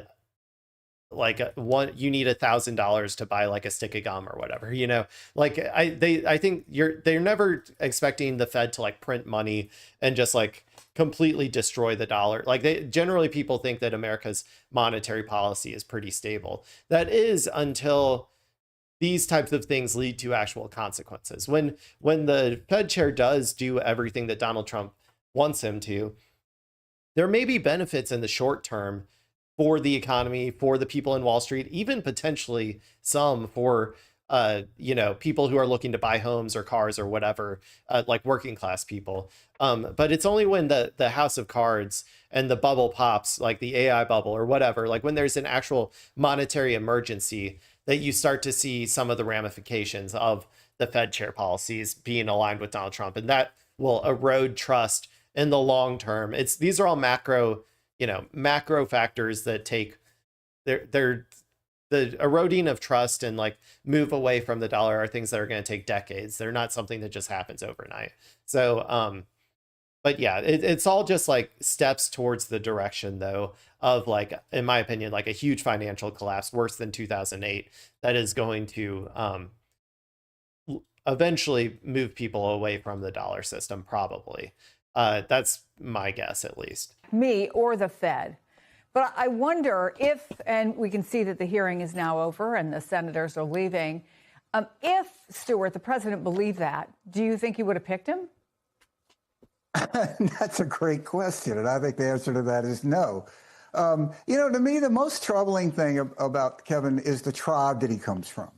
And that's this Peter Thiel Stanford crowd. Now, Peter Thiel is somebody most Americans probably haven't spent a lot of time thinking about, but I think we'd all be a lot better off if he was. No, you will not be better off thinking about Peter Thiel. I think about Peter Thiel an ungodly amount because he is one of the most terrifying individuals on the face of the planet. He is essentially the tech bro, like the tech guy behind like Palantir and like all of the worst, the worst future, like dystopian future tech like oligarchs that you have ever existed. And the more you think about him, the more your soul leaves your body. Like, honestly, it sucks thinking that I like, as kind of a politics freak who watches way too much political content, I feel like I'm forced to think about Peter Thiel more than I have to. So like, if you're out there, I mean, it is somebody you should know, you should be aware of. But trust me, thinking about him as much as I do, it makes your skin crawl a little bit. So yeah, he worries me for sure. Yeah, exactly, man. He's a very, he's like the guy in the background who is the shadowy figure in the background that is going to essentially dictate how the future of like surveillance and like, repression and all of that stuff as contradictions worsen and society gets worse. Like, he's going to be the guy back there pulling all the strings. So if people are unaware of him, that's who he is. He really basically picked the vice president of the United States. His intervention in the Republican Senate primary in Ohio, when they were running against my former boss, Rob Portman, when that seat came open, Peter Thiel elected J.D. Vance. Peter Thiel was very influential, along with the Trump bros, to get J.D. Vance vice president. And J.D. Vance now is, more than probably about anybody else walking around the planet, likely to be the next president. And the idea of Peter Thiel having more influence in our government, someone who has said... Please, dear God, no, not J.D. Vance. The hillbilly elegy himself. God. J.D. Vance is such an interesting guy because in all respects, I think that he was I think he was like an actual like liberal, and then he decided to turn like brand himself as a conservative, and then essentially like become a Republican. And I don't know. I don't know if he has the riz to actually command the movement, the MAGA movement after this. I think there's probably much more likely torchbearers than JD Vance, if I had to guess. My money's on either Tucker Carlson or my dark horse candidate is Kanye. I keep telling people, man, Kanye is just like Trump. He is very similar to Trump. He is the most narcissistic person in the world. He can command a room like no other. He is incredibly charismatic while also being very, very stupid. And he has definitely embraced white supremacy and more specifically anti-Semitism in the past few years that I think could make him a darling for the movement. So, be on the lookout. If my prediction comes true, you can come back here and or you can go tell people that you heard it here first. Okay, folks. And the idea of Peter Thiel having more influence in our government, someone who has said that he does not believe in democracy, is very, very troubling. And if I was a senator, I would be asking him questions about his whole relationship with Thiel, David Sachs, that whole Stanford crowd. Yeah, Alex, we actually heard just a little bit about Warsh's personal finances. He is worth more than $100 million by some estimates, a lot more than that. He was pressed on those assets, although he would not give details about exactly where that money came from. Should that raise concerns about his nomination in your mind? Well, it really should. He is going. He's going to be the richest Fed chair ever to be nominated. And there's a huge black box in what we know about his finances. And that's $100 million worth of investments that are not in compliance with federal ethics laws right now that he has failed to disclose. Okay, that is sketchy. If he has $100 million of we don't know where that money came from, like woo woo, like that's like Epstein alert. Like what's going on here? I ever since Epstein, where he had like so much money that nobody knew where it came from, and still nobody to this day knows how he got that money. Like anytime I see these people, I'm like, like not again. Okay. And it really matters where he's putting his money, where his relationships are, and whether he's done business with the very banks and institutions that the Fed is supposed to regulate. And I think in 2007, 2008, during the great financial crisis, Kevin Warsh was very famously involved directly in the bailout of Morgan Stanley, which was his previous employer. And he got a waiver to be able to work on Morgan Stanley issues while he was at the Fed. So there's already a lot of questions about conflicts of interest and exactly who his beneficiary. I'm starting to get a better picture of who this guy is. Okay, so he's gonna be corrupt to the max. Like, it sounds like he is going to be like, 100% Wall Street, 100% like pro billionaire, and he is going to be probably corrupt as well, skimming side deals and money off the top, if I had to guess. Are and where his money is parked that I really think need to see the light of day. Yeah, Michael, beyond conflict of interest and independence, there's also a political fight that's at the backdrop to all of this, because at the end of the day, a lot of the drama around Warsh's nomination isn't about him at all, right? So explain what's going on with the former Fed chair and the president. Yeah, and Chris, this is such a central detail as we talk about Kevin Warsh's nomination, because members of Congress can debate his qualifications, his background, whether or not he should be the next Fed chair. But the truth of the matter is, none of that matters because Senator Thom Tillis, the Republican from North Carolina, is standing in the way. Thom Tillis, for weeks now, has said he will not vote to advance Warsh's nomination from the Senate Banking Committee to the entire Senate floor because he has concerns with the Justice Department's investigation into current Fed Chair Jerome Powell. That probe is focusing on the renovations to the Fed headquarters here in Washington, D.C. Thom Tillis sees it as extremely political in nature, as a way to try and force out Jerome Powell because the president was unhappy with his actions or lack thereof when it comes to lowering interest. Yeah, he was. Okay, I'm gonna move on. I still got some other stuff I got to get to, so. I wanted to watch this video. This is a short one though. I've been watching a lot of 10-minute clips today, so this one's only a 3.5-minute clip. But I had to watch it because, to be honest, like I thought Biden might be dead. I hadn't seen him in ages. I hadn't heard from him. I hadn't seen him. I knew he got butt cancer, and that was the last that I heard of him. So honestly, I thought he was dead. So this video apparently I think is going to prove that he is apparently still alive. This is a video by, I guess, Today, and I think it's like celebrating the 250 like America's 250th birthday or something. But I think we could also say that it's celebrating Joe Biden's 250th birthday as well. So let's go ahead and watch this. Let's see how Grandpa's doing. We'll see how he's adjusting to his new life wherever it is, safely outside of the realm of cameras and interviewers. Let's see how he's doing. And if he can maybe utter a few words that are coherent. I'll be very impressed if he can. Even with how many takes I'm sure they allow them on this, I'll be impressed if he 1 out of like 100 takes, if he's able to get some words across. So let's go ahead and watch this. So I think my message is... Also, Clinton, God. Okay, first and foremost, I gotta say, Epstein associate right here. We got another one. This is becoming the Oops All Epstein episode. Oh my God, dude. Okay. Bill Clinton, get the fuck out of here. I assure you that he has committed some crimes against children, okay? He's, bad person, bad dude. Okay, let's go ahead and see what the potential alleged pedophile himself, Bill Clinton, and alleged getting sucked off by Donald Trump, the other alleged pedophile. Let's see how he's doing as well, I guess, here. Is, don't give up on America. We're the longest lasting, freely elected government in history now. And a lot of people didn't think we'd make it this long. I think it'd be a good thing if we made it longer. So everybody should be thinking about that this year.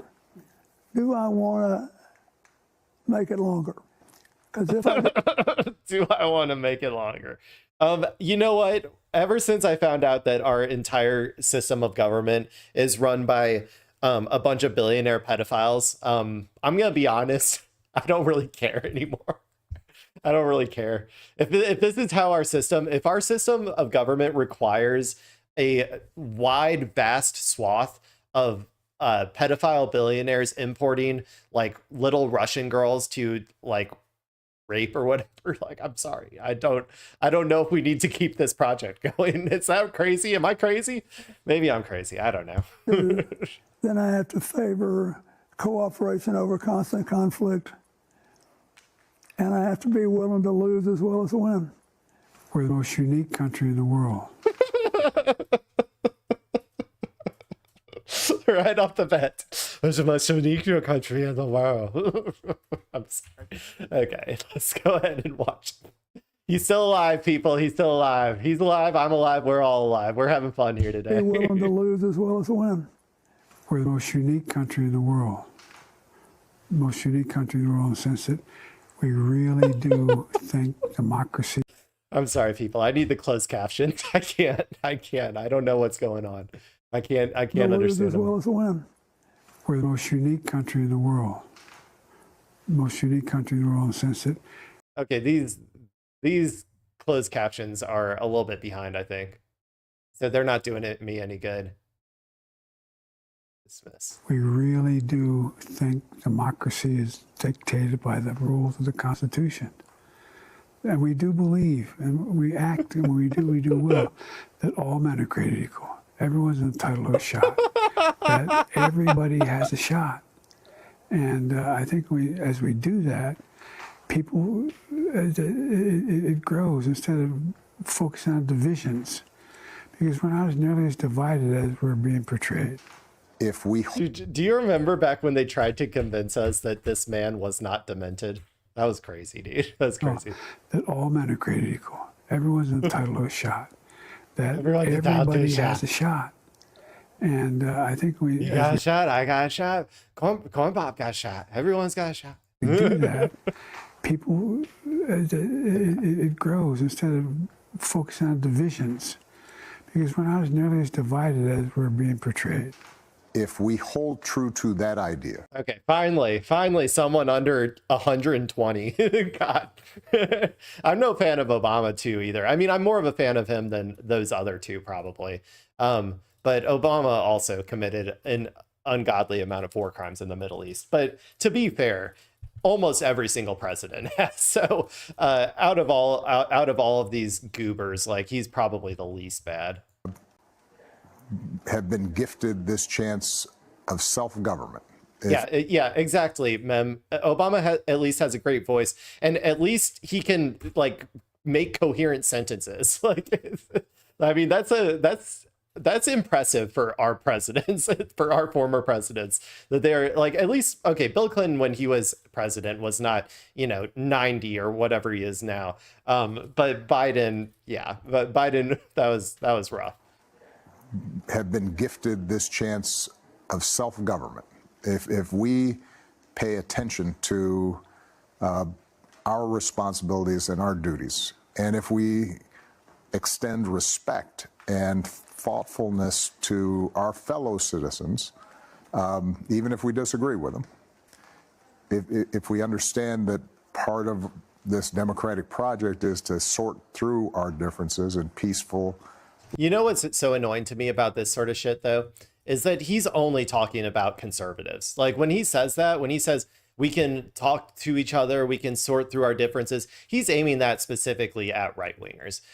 In general, Obama does not think that you should that the Democrats should go talk through their differences with like socialists or communists or anybody who is just vaguely anti-capitalist. So I get a little bit annoyed when I hear them talking, like when I hear him talking about singing Kumbaya, when I mean, at the very least, I guess he did go and hang out with Mamdani the other day. So maybe he's finally like reading the tea leaves, but I don't think he would have done that if it hadn't become so apparent to like that is the future of the party, like that wing, the left populist wing, I guess you could say, the Bernie-crat wing, is the future of the party. And if Obama is anything, he is like a legacy whore. Like he wants nothing more than like his legacy to be the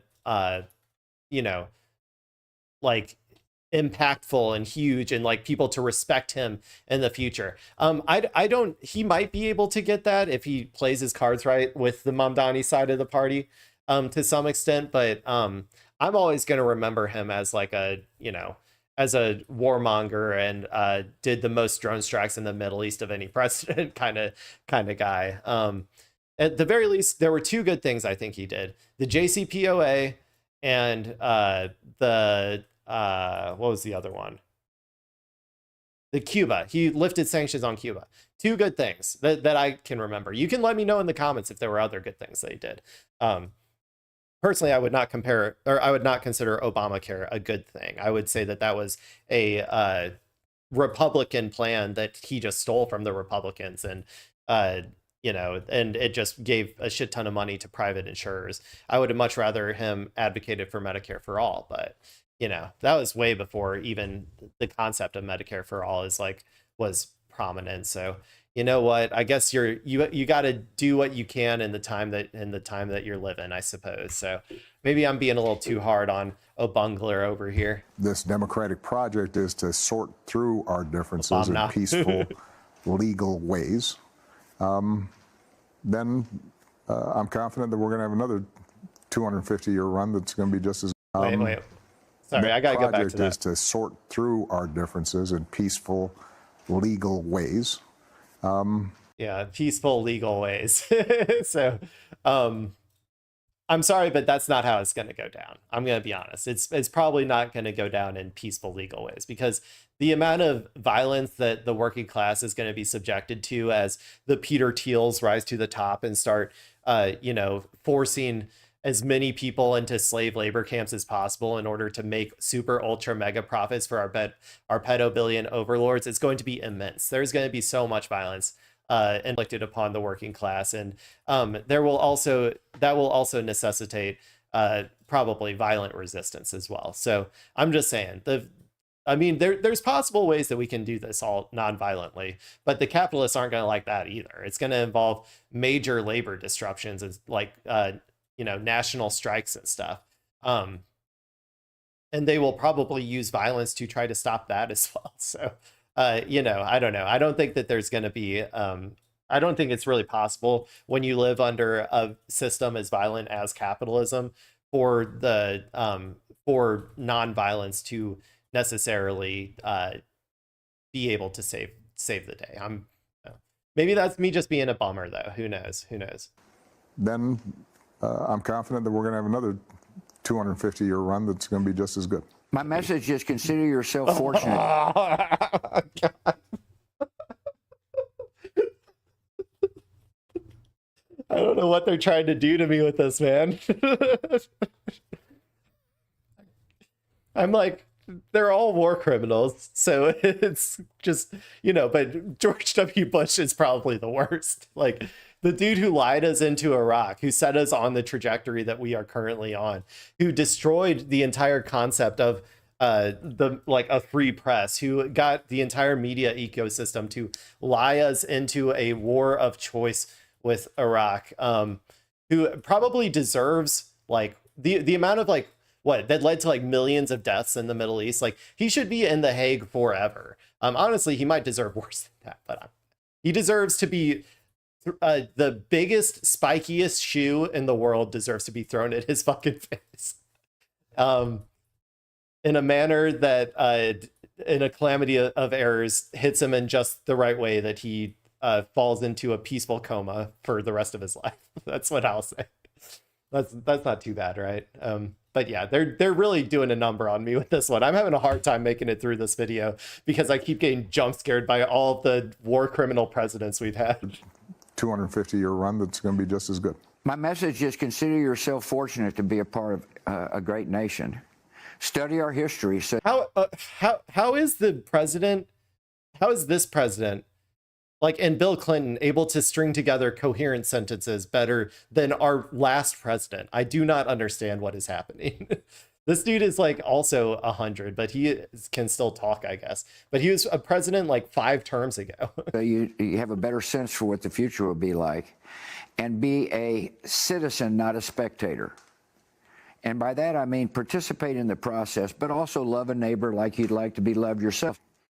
Wow. So the history. He's channeling Jesus. Oh, okay. George W. Bush, go paint your paintings in The Hague, please. Please. Just go commit yourself to The Hague. Be like, I deserve to be here, and go paint your paintings over there, and then maybe I will start to forgive you. Although probably not. I'm gonna be honest. Okay, let's see what these people on today, on the rest of this clip on the Today Show have to say about this procession of war criminals that they just showed us. Also love a neighbor like you'd like to be loved yourself. Wow. So the History Talks event traditionally features former presidents, and it's taking on even more meaning as we celebrate 250 years. We had a lot longer of a conversation. Yeah. Oh, thank God. Yeah, that felt short. But it was really interesting to hear each of them talk about why service matters, why treating our neighbors the way we would want to be treated matters, and we have a bigger conversation. Yeah, except if those neighbors are countries in the Middle East. Those neighbors... we know what Israel does to those neighbors. Israel is not a good neighbor. Israel does not treat its neighbors as it would want to be treated. So yeah, there's that, I guess. Did you know what your dad's answer was going to be? No. God, you shouldn't take these photos, girl. I'm sorry. This is not going to be looked too fondly on, I think, in the future. This dude is a literal pedophile. Like, you're taking a photo with a literal pedophile. Like, come on. That's God. Like, because I know that, like, people, war crimes are stuff that happens over there, and we all kind of collectively blank that out of our memory as like actual, bad thing, like that we killed millions of brown people over there, right? In general, Americans are very selfish and don't think about that much, but they do tend to not like pedophiles, and that's why, at the very least, you shouldn't have taken this photo. It was also great to hear their optimism. Yeah. All 4 of them sounded quite optimistic about the future of our republic. And also, you understood what the fuck Biden was saying, man. He should have been doing the closed captions on this video. He should have been translating for me. I was having a hard time on that one. Just to say how grateful we are to live here. Yeah. Was it cool spending that time with Dad? Oh, yeah. He liked to bring out all the old stories. We didn't see. You didn't see. We're going to hold that for... Who's that? Is she related to someone? They said dad. Is she related to someone? Is that like George W. Bush's daughter or something? Jenna Bush. It is. Oh my God. I guessed it right. Okay, so this is a person of the Bush dynasty. Okay, maybe that makes a little more sense. She was born of war criminal blood, so she feels kinship with the rest of them, I guess. She has a hard time noticing when she's around war criminals. They all look like dad to her. Forever. Yes, exactly. Jenna, thank you so much. Want to mention you can catch Jenna's full interview with the former presidents tomorrow morning only on Today. That was God, am I gonna have to watch that? This video was so much fun. I might have to watch that. Okay, I hope you guys enjoyed that. I turned that 3-minute video maybe into like 10 minutes of me ranting about the shitty, like our shitty ass presidents that we have to fucking deal with. Man, okay. And Biden, man, okay, I'm done. Let's see. What do I want to do now? What do I want to do? Oh, we're already at 2 hours. I gotta head over to x.com. I don't have time for anything else. I don't got time. Okay, we're gonna start over at x.com. We're gonna see what's going on over here, people. Okay, we got Dr. Abdul El Sayed, a self-described right-winger, showed up to my event. Here's how it went. Let's hear. I've said before that I think that left populists are actually better suited to winning over right-wingers than like neoliberal centrist corporate Democrats. So we'll just see if my ideas are correct. right here, right now. Let's go. I am a right winger, but after the last election, it's going to have to be an exceptional candidate for me to vote first party. Do you agree that the debt is an issue? I just want to tell you how much it means to me that you care. It really means a lot to me. Thank you. There you go. So we've got to do something about it. But here's the problem. Yeah. You don't have to, it depends, you know, we're trying to message here and we're trying to build a broad coalition. That guy might have abhorrent views on stuff. As a politician though, you especially you have a duty to your constituents, right wing and left wing. So you shouldn't be out there insulting them and stuff. I don't really care if the people like around are like a little bit like, okay, but, I would still say in this particular environment, you are trying to win over as big of a coalition as possible. And the way that you win over right-wingers is not by capitulating on trans issues or capitulating on immigration or things of that nature, because they're always going to see you as fake and you don't actually care about that stuff. And, you know, it's also morally repugnant to do.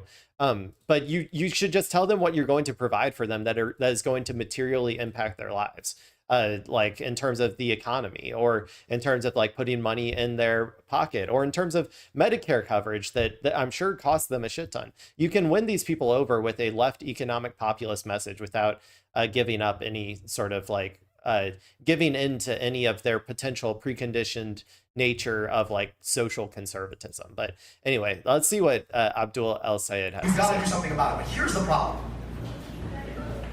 Republicans come in talking about debt, and then they do two things, right? Because at the end of the day, a budget is money in versus money out. So what they do is, number one, they take us to wars that cost us $2 billion a day, which increases money out. Then they cut taxes for the richest people in society, so they decrease the money in. The issue with the national debt is fighting dumbass wars that make no sense and continuing to cut taxes on the richest people in America. Yeah. No, he crushed it. He crushed it. That is the right answer to that question. The way that we fund our wars is entirely through borrowing. If we had to actually pay for like this Iran stuff through taxation, I don't think that we would be doing it, to be honest. Because there's only so much you can immiserate your own population before they are like in open revolt, like starting like revolutions and stuff. And so you would have to take that money from somewhere. And I think that we've already like destroyed our welfare programs, like cut them basically to the bone. So there's only one place that you could possibly go, and that would be rich people to tax if you wanted to go into these forever wars. You would see how peaceful America could be if we had to actually pay for wars through taxes. So yeah, that was a great answer there. Yeah, I think Abdul is really getting a lot better at his messaging since the first time I saw him. The first time I saw him was on Hassan's podcast, like maybe a year ago or something. I think he's getting really good. And I think going out and doing all of these appearances and like talking to people who are don't necessarily agree with him and stuff is really really helping him out in terms of his messaging. I think he's getting much better, because that was one thing that I thought he wasn't actually that good at before, was off the cuff like messaging. And I think that he's gotten a lot better. Oh, Timu, we got Timu. Timu ad people.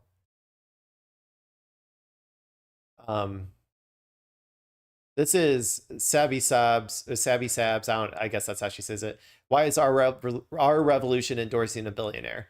And our revolution says, we're backing Tom Steyer for governor of California. Tom is leaning into universal solutions like single-payer healthcare, taxing extreme wealth, climate action, and ending the outsized influence of corporations in our democracy. Yes, he's a billionaire, but he's using his platform to challenge the very system that benefits people at the top, and he's working directly with the grassroots to do it. At a moment that demands bold leadership, Tom Steyer has the vision and the viability to win this thing.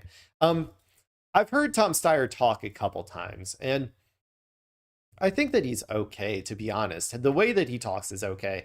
I don't trust him, though. I inherently don't trust him because he's a billionaire. It's really hard for me to trust a billionaire. So I don't know if this is a good idea or not for them to endorse him. You know,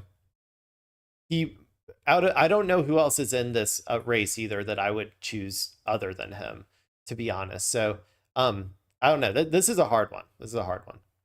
Oh, Cori Bush, Friday, May 1st. Tune in as Hassan the Hun comes to St. Louis to join Cori Bush in honor of May Day. Whoa. Cori and Hassan will team up in St. Louis to demand livable wages, abolishing ICE, and guaranteeing the education, housing, and healthcare that our communities deserve. More details to come soon. So, fun fact, I actually knew that this was going to happen because I am a member of DSA. So, OMG, are you going to get to see Hassan? There is a chance. As a member of DSA, they may be helping organize this event. I had heard some of my fellow DSA members talk about this when I went to an event with them, and they said, don't get your hopes up, it's not 100% or anything, and they kept it very vague. And I also just assumed that I wasn't really supposed to talk about it in case it fell through and stuff anyway. So but yeah, it seems like it is official. So if they're doing an event that day, I'll make sure to go. If I can get a photo with Hassan, I don't know, that'd be pretty cool. That'd be pretty cool. Governor Kathy Hochul. New York is proud to be home to the largest Jewish population outside Israel as we recognize Yom Ha'atzmaut.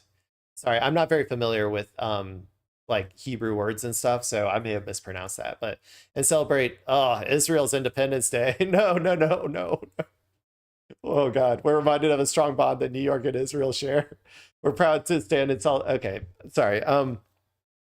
The problem with celebrating Israel's Independence Day is because it's the same day as the Nakba, the catastrophe.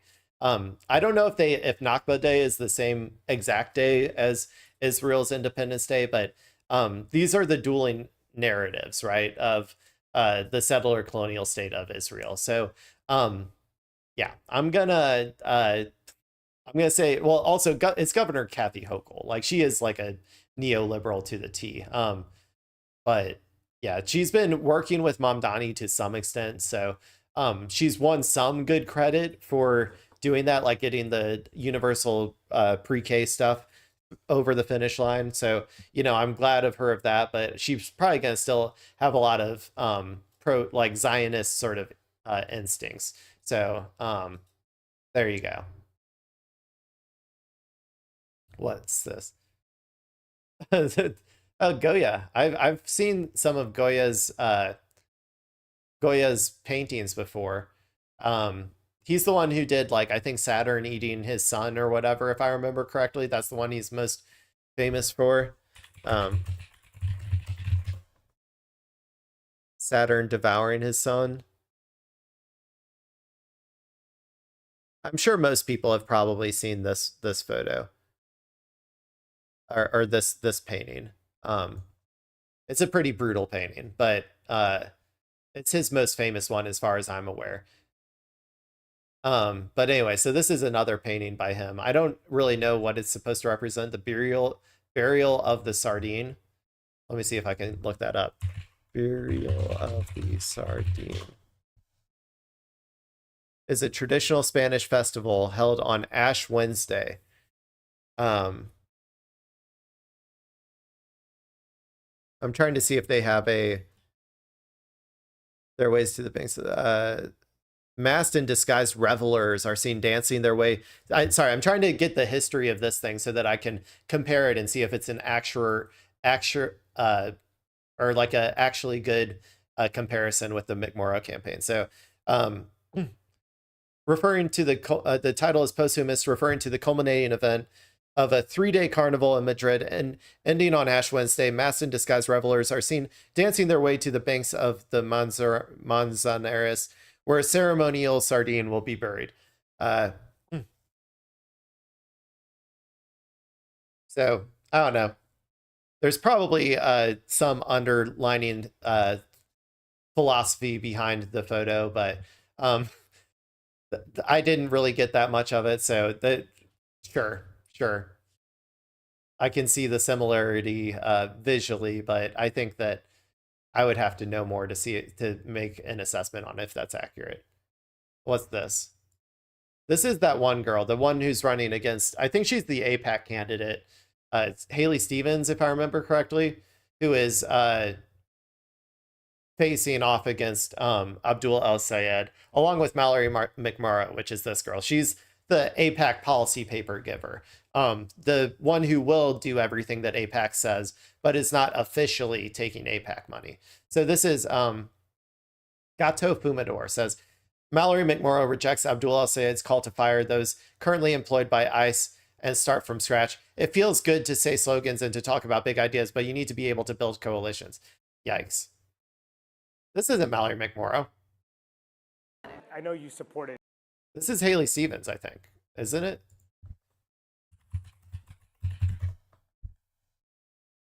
Okay, look at me, people. I'm learning these people's names. This is Haley Stevens. So Gato Fumador got the name wrong. Overhauling ICE, but you're not going as far as abolishing ICE. Why not abolish ICE? ICE is completely out of control, but I think the best way to tackle that is by overhauling Trump's ICE. I called for Kristi Noem to go. But not getting rid of it altogether. I don't agree with that being the right approach right now. And this is not retrainable, it's not reformable. At this point, you need to abolish and start from scratch. Rhetoric is nice, but... This is McMurrow. Okay, never mind. I didn't watch far enough in, but so this is McMurrow. She's the one who's trying to position herself in the center between Abdul and Haley Stevens. Rhetoric is nice, but results are better. It feels good to say slogans and to talk about big ideas, but you need to be able to build coalitions. Do you think that he is... What coalitions are you building with ICE fans? Like, how many pro ICE fans are there in the Democratic Party? Like, seriously. If you're talking like with like conservatives, I'm sure, like if you're talking about trying to build a coalition across like party lines, maybe, but even Republicans aren't a big fan of ICE anymore.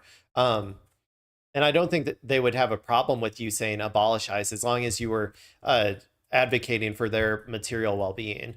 So pretty much all rhetoric, his campaign? I think a lot of it is.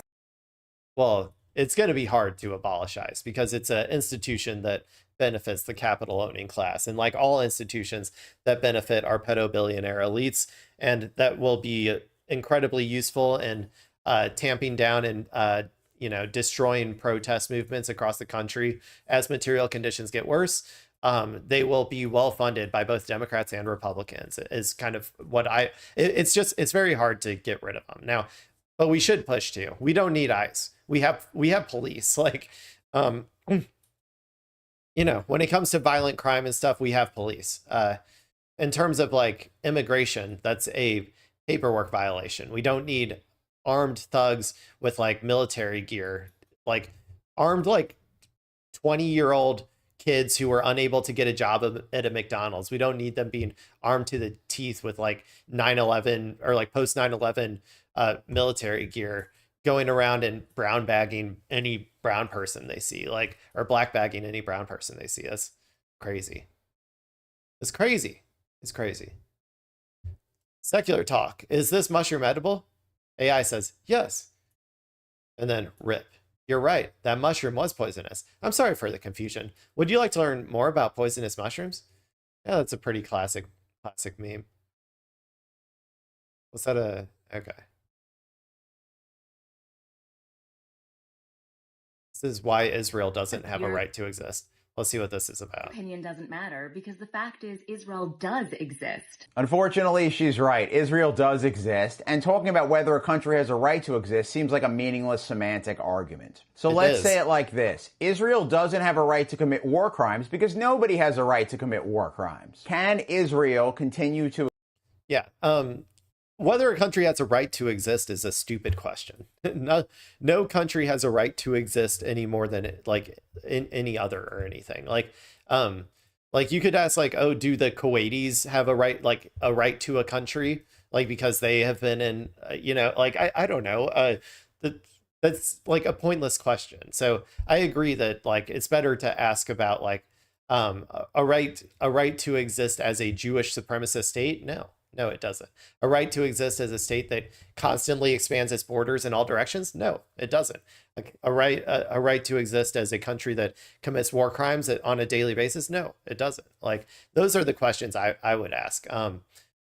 Just a right to exist is just a silly, meaningless, to exist without committing war crimes. Based on its history, no. When I say Israel, I mean the Zionist ethno-state that needs to maintain a voting population of as close to 80% Jews as possible. They can't maintain that without committing war crimes, like the ongoing 59-year occupation of the West Bank, Gaza, and the Golan Heights. If they made everyone in those areas voters, Jews would barely have a majority. They can't maintain it without denying Palestinian refugees the right of return. If they let all the Palestinian refugees return and become voters, then Jews wouldn't have the majority of the voters anymore.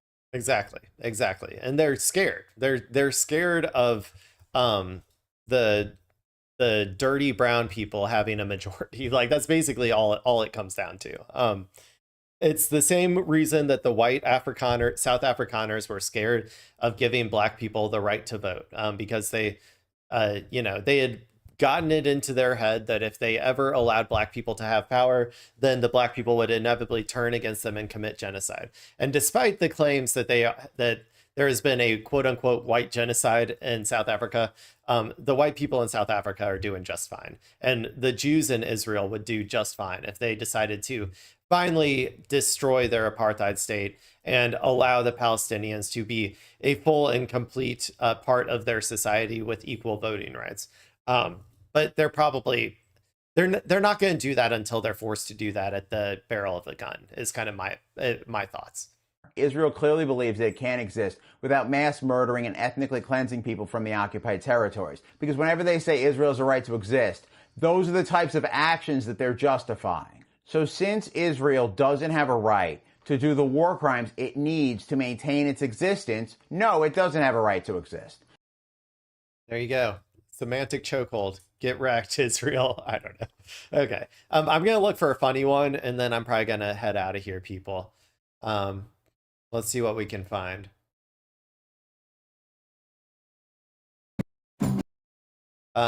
Breaking. I take power to the people's posts a little bit unseriously. I'm just gonna let you know. I don't know if this is accurate. He just posts like funny stuff sometimes, or like not funny stuff, but like over the top, like lefty stuff, I would say, like kind of ultra. He's kind of like a lefty ultra, if I had to say anything. But anyway, breaking. Andrew Hugg, who is a top U.S. nuclear chief, was just escorted out of the Pentagon. What's going on? We live in the most chaotic timeline possible and are ruled by absolute psychopaths. I agree with that part. I don't know how anyone can trust a single person in our government on either side. I do not, but I don't know if this is true. I'd have to go look it up. Andrew Hugg.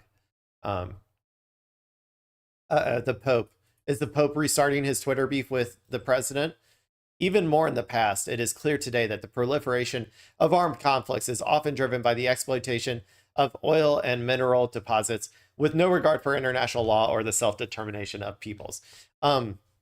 Yeah, but that's what war has always been. That's what it's always been about, resource extraction. We're just seeing the most belligerent form of it right now. But sure, you know what, Pope? I'll give you a like on that one, because it is technically true. And us popes, me, the Pope of the seculars, and him, the Pope of the Catholics, we have to stick together. If us popes don't stick together for human rights, then who will? You know what I'm saying? Yeah, Plattner is is crazy outperforming Susan Collins, which is great. Doesn't mean that anything's a surefire thing, though. If you live in Maine, make sure you get out there and vote whenever this happens. I'm assuming sometime in November, but I'm not sure. What's this? Anonymous. Bro took a selfie with Italian Prime Minister Meloni and immediately after said he would never vote for her party. She responded, "This is democracy, perfectly normal." Is Italian Prime Minister Meloni, I can't remember what she's all about. I thought she sucked though, but I could be wrong. Voterò però per mi dispiace, mi dispiace, voterò. Vabbè, Il mio primo voto è la sarà un no. democrazia. È la Va bene così. democrazia. Okay, that's all in Italian. So, I'm not the Pope of the Catholics, so I don't know Italian. What do we got? Uh-oh. God. Oh my God. Fox News. Okay, guys, I'm going to scroll down, but be warned. Fox News really does their best to put, you know, as much cleavage in frame as possible. So, this is Sydney Sweeney coming under fire as Euphoria fans slam her character's OnlyFans storyline as fetish slop. Some viewers are calling the plot humiliating, while others are taking their criticism further and demanding the show be pulled off the air. Here you go, people. This is for you. And also maybe for a thumbnail. I'm just kidding. I don't know. I don't do my own thumbnails. I just let the Google AI gods take care of it. When it comes to like consumption of like shows and stuff, I don't really care that much, to be honest. If they had a plot line, if it was bad plot line, good plot line, I don't know. I don't think consumption of the product necessarily in any way indicates your values. So, so if you want to get horned up and watch Sydney Sweeney dress like this, more power to you. Go for it.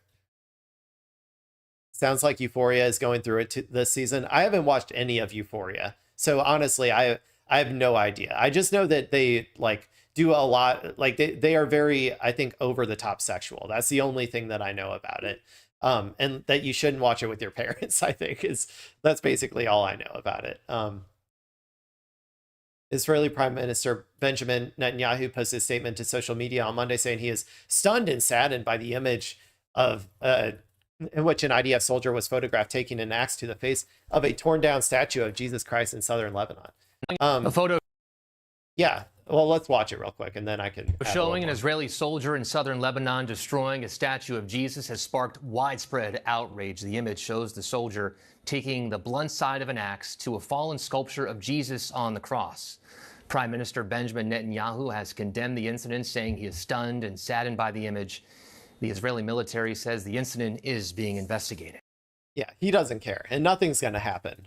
They are a Jewish supremacist state, and they usually turn that ideology towards Muslims because typically it's Muslims that are on their borders, and their primary goal as a Zionist state is to expand their borders in all directions and destroy all of the cultures of the people who live in those directions. And so when you're going into southern Lebanon, which has a large Christian community, they're going to try to destroy that culture as well because they are Jewish supremacists. They also hate Christians. But the problem is that they don't want this stuff getting out because the American evangelical Zionist base is still very probably their biggest constituency in America. So they really tried to hide this stuff, but they're committing genocide. They're committing genocide against the people of southern Lebanon, these Christian communities of southern Lebanon. I know people get really upset about this imagery of this, Jewish supremacist taking a sledgehammer to the face of white Jesus over here. But you should be much more concerned about them trying to take all of the land and all of the houses and kill every single Christian that they can find inside of southern Lebanon. That's a much more serious crime. Makes me feel better knowing people can complain about Euphoria now and not Stranger Things. Yeah, people were on one about Stranger Things. It seems like that rhetoric has died down now, and now it's moved on to Euphoria, which I say go for it. Have fun. Have fun out there, people. Okay, I'm trying to find something fun. I'm going to start scrolling past stuff.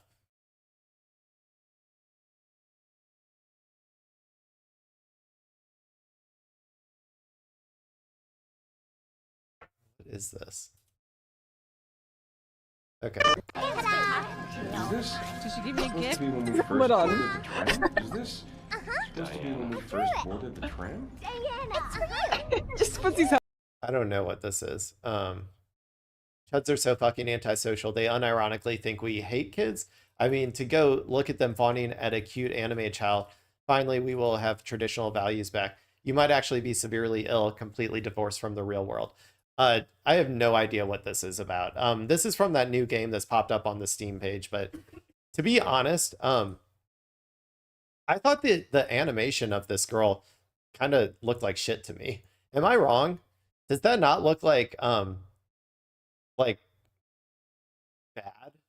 Like I maybe I'm wrong. I don't know. It just something's off about it. Like it looks like the proportions are off, or like it doesn't look like a like it creeps me out. Maybe that's intentional. I don't really know.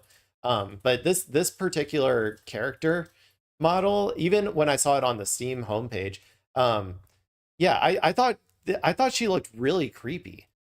So I don't know. I don't know what these people are reacting to here. But maybe hey, whatever. What do I know? I'm just a silly YouTuber. But Mem agrees with me, so I got at least one other person. But genuinely, I saw it on the Steam page, and I was like, I thought it was like a like not a AAA game or something, because it looked like it wasn't animated that well to me. But I don't know, whatever. Okay, I'm trying to find something fun here. Oh, she's too perfect. Like they took a beautiful woman and tried to make her a kid. Like they want, yeah, no, exactly. She looks like those beauty pageant kids, where like she has like makeup and like her lips are like weirdly full or something, you know, like it's like when, or like they put like lipstick on her, or like, you know, it's like when you see those beauty pageant kids and they're dressed up like a 1960s housewife, and you're like, oh, this is creepy. I don't like this. I feel like that's kind of the vibe I'm getting. But okay, let's find something funny. What's this? You know what we need to do? We need to get the fuck out of here. That's what we need to do. What? Okay. Sure. I tried following some more pages before today's stream so that I could hopefully have more luck at finding something funny to end the streams, because I get really stuck on that because I have a lot of serious shit on my timeline. So I'm trying to get more funny shit to make it easier for me to end the streams. So let's see what we got. Oh, he was the guy who self-immolated, I'm pretty sure. I don't know if I remember his name though. Like for the Palestinian cause. I was trying to see if I could see the people.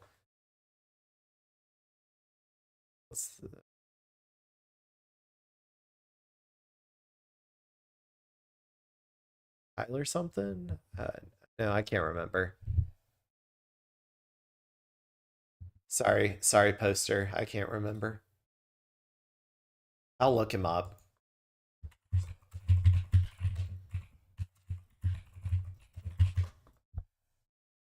Aaron Bushnell. I think that's him. Aaron Bushnell. Guys, I'm terrible with names, so I'm sorry, Aaron. I'm probably not going to remember your name in the future. But you know what? We should appreciate his sacrifice for the Palestinian people. I hope one day we'll have a free Palestine and he can, look down from heaven or wherever he is. What's this?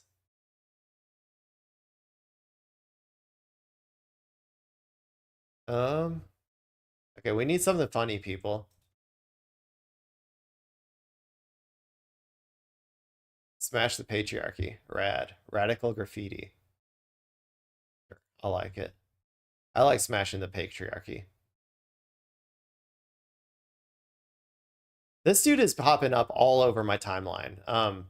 I think he does like just like meme songs sort of, and like, I don't know.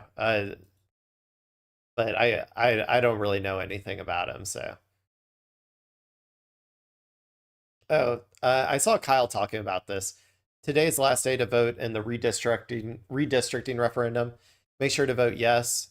I don't really know what's going on with the redistricting in Virginia, but I think Kyle said to vote yes, if I remember correctly. So we'll see. We'll see what that's all about maybe tomorrow. Okay, come on. We need something funny. What's this? No, that's not funny. Come on. Come on, Twitter. You can do it.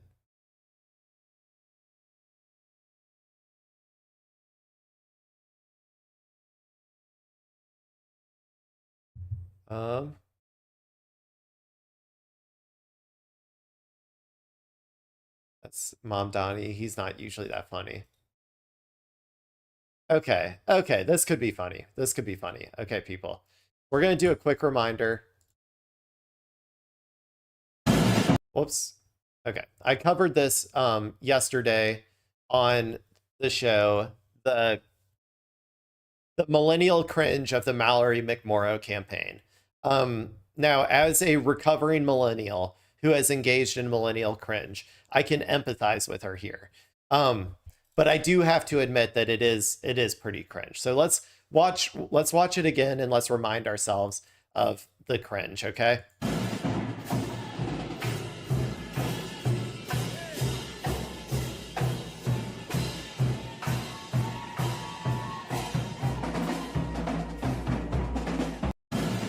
Okay. So that was the original cringe. Really the only one who's giving millennial is the white lady. The white lady who's skipping and dancing like that. So there you go. But anyway, let's go back and watch one of my favorite Seinfeld moments. We're gonna see if we can see any similarities here. Okay, people, let's watch this real quick. I'm scrolling around a little bit because I don't want the YouTube censors. They do video checks now, not just audio checks. They do video checks. I can't play the audio because of the audio, but I'm hoping that if I scroll around enough, they won't recognize it's Seinfeld. But anyway, do you see any similarities there between these dance moves? That face.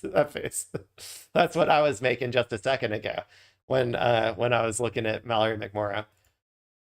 Okay, one more time, people. One more time. What do we think?